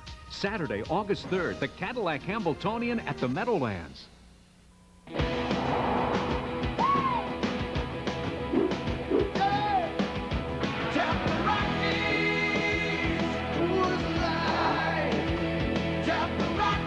Coors Light, the silver bullet. It's shipped cold to tap the clean taste of the Rockies.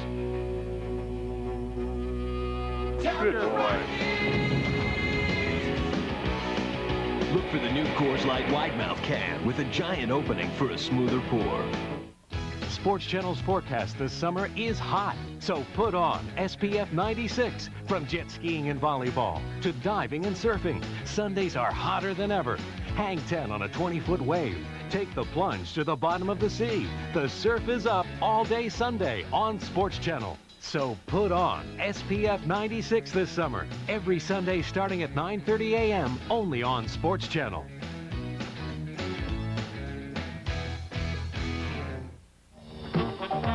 There you see it, the final score. The New York Islanders defeating the Vancouver Canucks by a score of 3-1. They sweep the best-of-7 final series in 4 straight. Well, it's now my pleasure to call upon the president of the National Hockey League, Mr. John Ziegler, to present the Conn Smythe Trophy to the outstanding player in the playoffs, the Islanders' Mike Bossy. Mr. Ziegler? Thank you. It's indeed a pleasure. Mike, you had a tough opponent. I think your team played superbly. You deserved to win, and out of a great series, there's always a great star, and it's a great pleasure to present you the Conn Smythe Trophy as the outstanding player in the playoffs. Congratulations, Mike. Thank you. There's the trophy. Michael, you've held the Stanley Cup for 3 straight years. The first time you won the Conn Smythe. How does this rate? Well, I sure am glad I won it last year.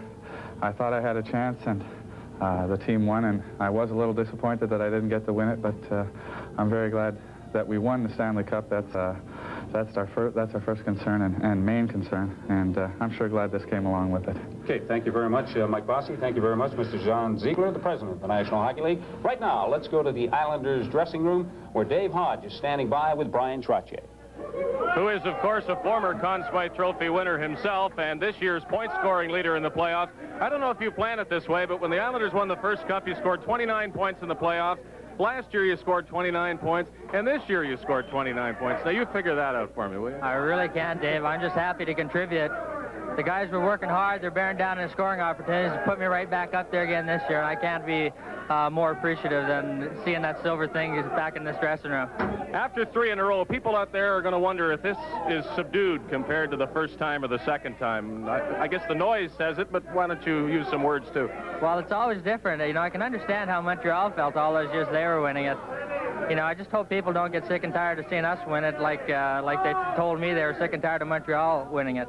We're just so proud of everybody in this dressing room, and you can't express just how happy you really feel that. One of the differences you talk about is that this one has been won on the road. Now, you have a long flight home that I don't imagine is going to concern you at all. Tomorrow, what do you think the reaction is going to be back in Long Island? I hope they come out to meet us because, you know, they were very supportive of us throughout the year, and, you know, they paid a good dollar to come and see us, and we just hope that we're going to see a nice warm welcome when we get back there because we appreciate you guys back in New York, and I just want to say hello to Mom and Dad back in Belle Marie and all the family. I love you all. Well, we may be in the shower for a minute. We're going to bring a couple of Sutter brothers up here, 2 of 4 in the NHL, and there might be a couple more next year. There are very few of these Islanders who have not experienced this, and this is one of them, Brent Sutter. Now, you saw Dwayne the last couple of years do it, and you imagine what it'd be like. Tell me what it's like. It's hard to explain, Dave. It's an unbelievable feeling, and I'm just so happy for all these guys because, you know, they've worked so hard for it, and, you know, they're a bunch of winners, and this is the best. That's all there is to it. Come on, man! Brent is 19 years old, and now we hear what it's like for the veteran who's at 22 years old winning his 3rd cup in his 3rd NHL season. Blasé or what? Well, it's nice all the time. Every time it gets better. We're just glad to be a part of it. You want to say hello to the ranch back in Viking and the 2 older brothers who haven't yet experienced this and the 2 younger ones who would like to? Well, yes, I would. I'd like to say hi to everybody back home and that, and I'm sure Brian and Darryl will get their chance someday because, you know, I feel they've worked very hard for where they've gotten today, and they'll do it someday too, and I'm very proud of them because they're both such an inspiration. Well, the Sutter name was on the cup twice prior to this season, and now we double that and put it on 4 times, and who knows, the Stanley Cup might become the Sutter Cup. Thanks, brothers. This month, your Toyota dealer is having a huge summer clearance. It's Nothing draws crowds like Toyota's summer clearance. Save on Camry, car and driver's top choice, and a best overall value in its class. Now with a low $229 a month lease payment with automatic air, power package, deluxe AM/FM cassette, and more. The place to be is your Toyota dealer's summer clearance. Must have been something I said. Shop around. Get the lowest prices you can find on cameras and electronics, but don't buy anything till you go to Willoughby's, because Willoughby's will beat any price you can find. Willoughby's guarantees you the absolute lowest prices on cameras, camcorders, telephones, cellular phones, TVs, and VCRs. All the best brands: Sony, Panasonic, Canon, Nikon, Minolta, Motorola. Shop around. Get the lowest price you can find in New York City, and Willoughby's will beat them. Willoughby's, 2 convenient locations. Willoughby's, where the focus is always on you.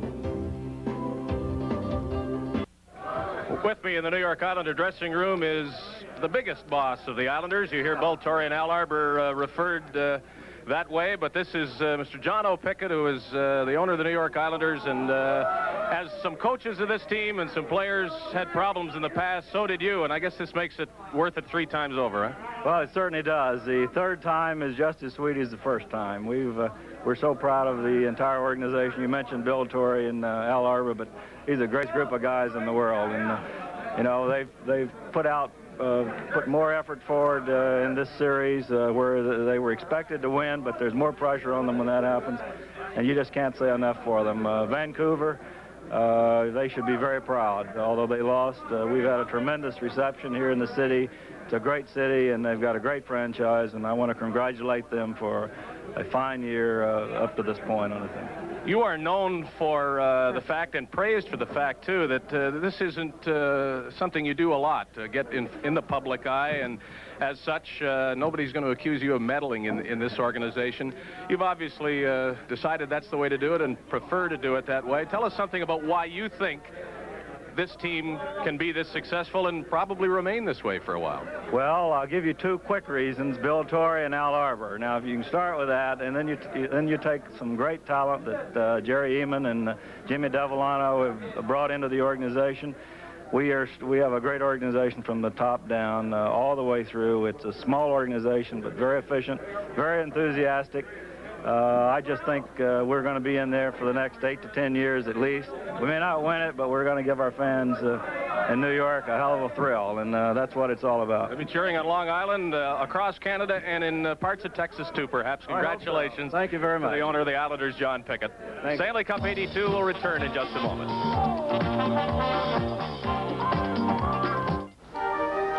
We both talked about it for years. Opening your own business, moving someplace where you can actually watch your kids grow up. But I'm still here, and she's there. I thought I was doing pretty well. We've got a solid portfolio. She must be doing better than that. What does she have that I don't have? Payne Weber. Invest with more intelligence.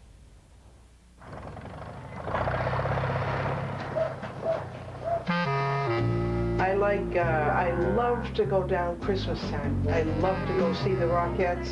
Most people don't know the difference between a long-distance call and a regional call.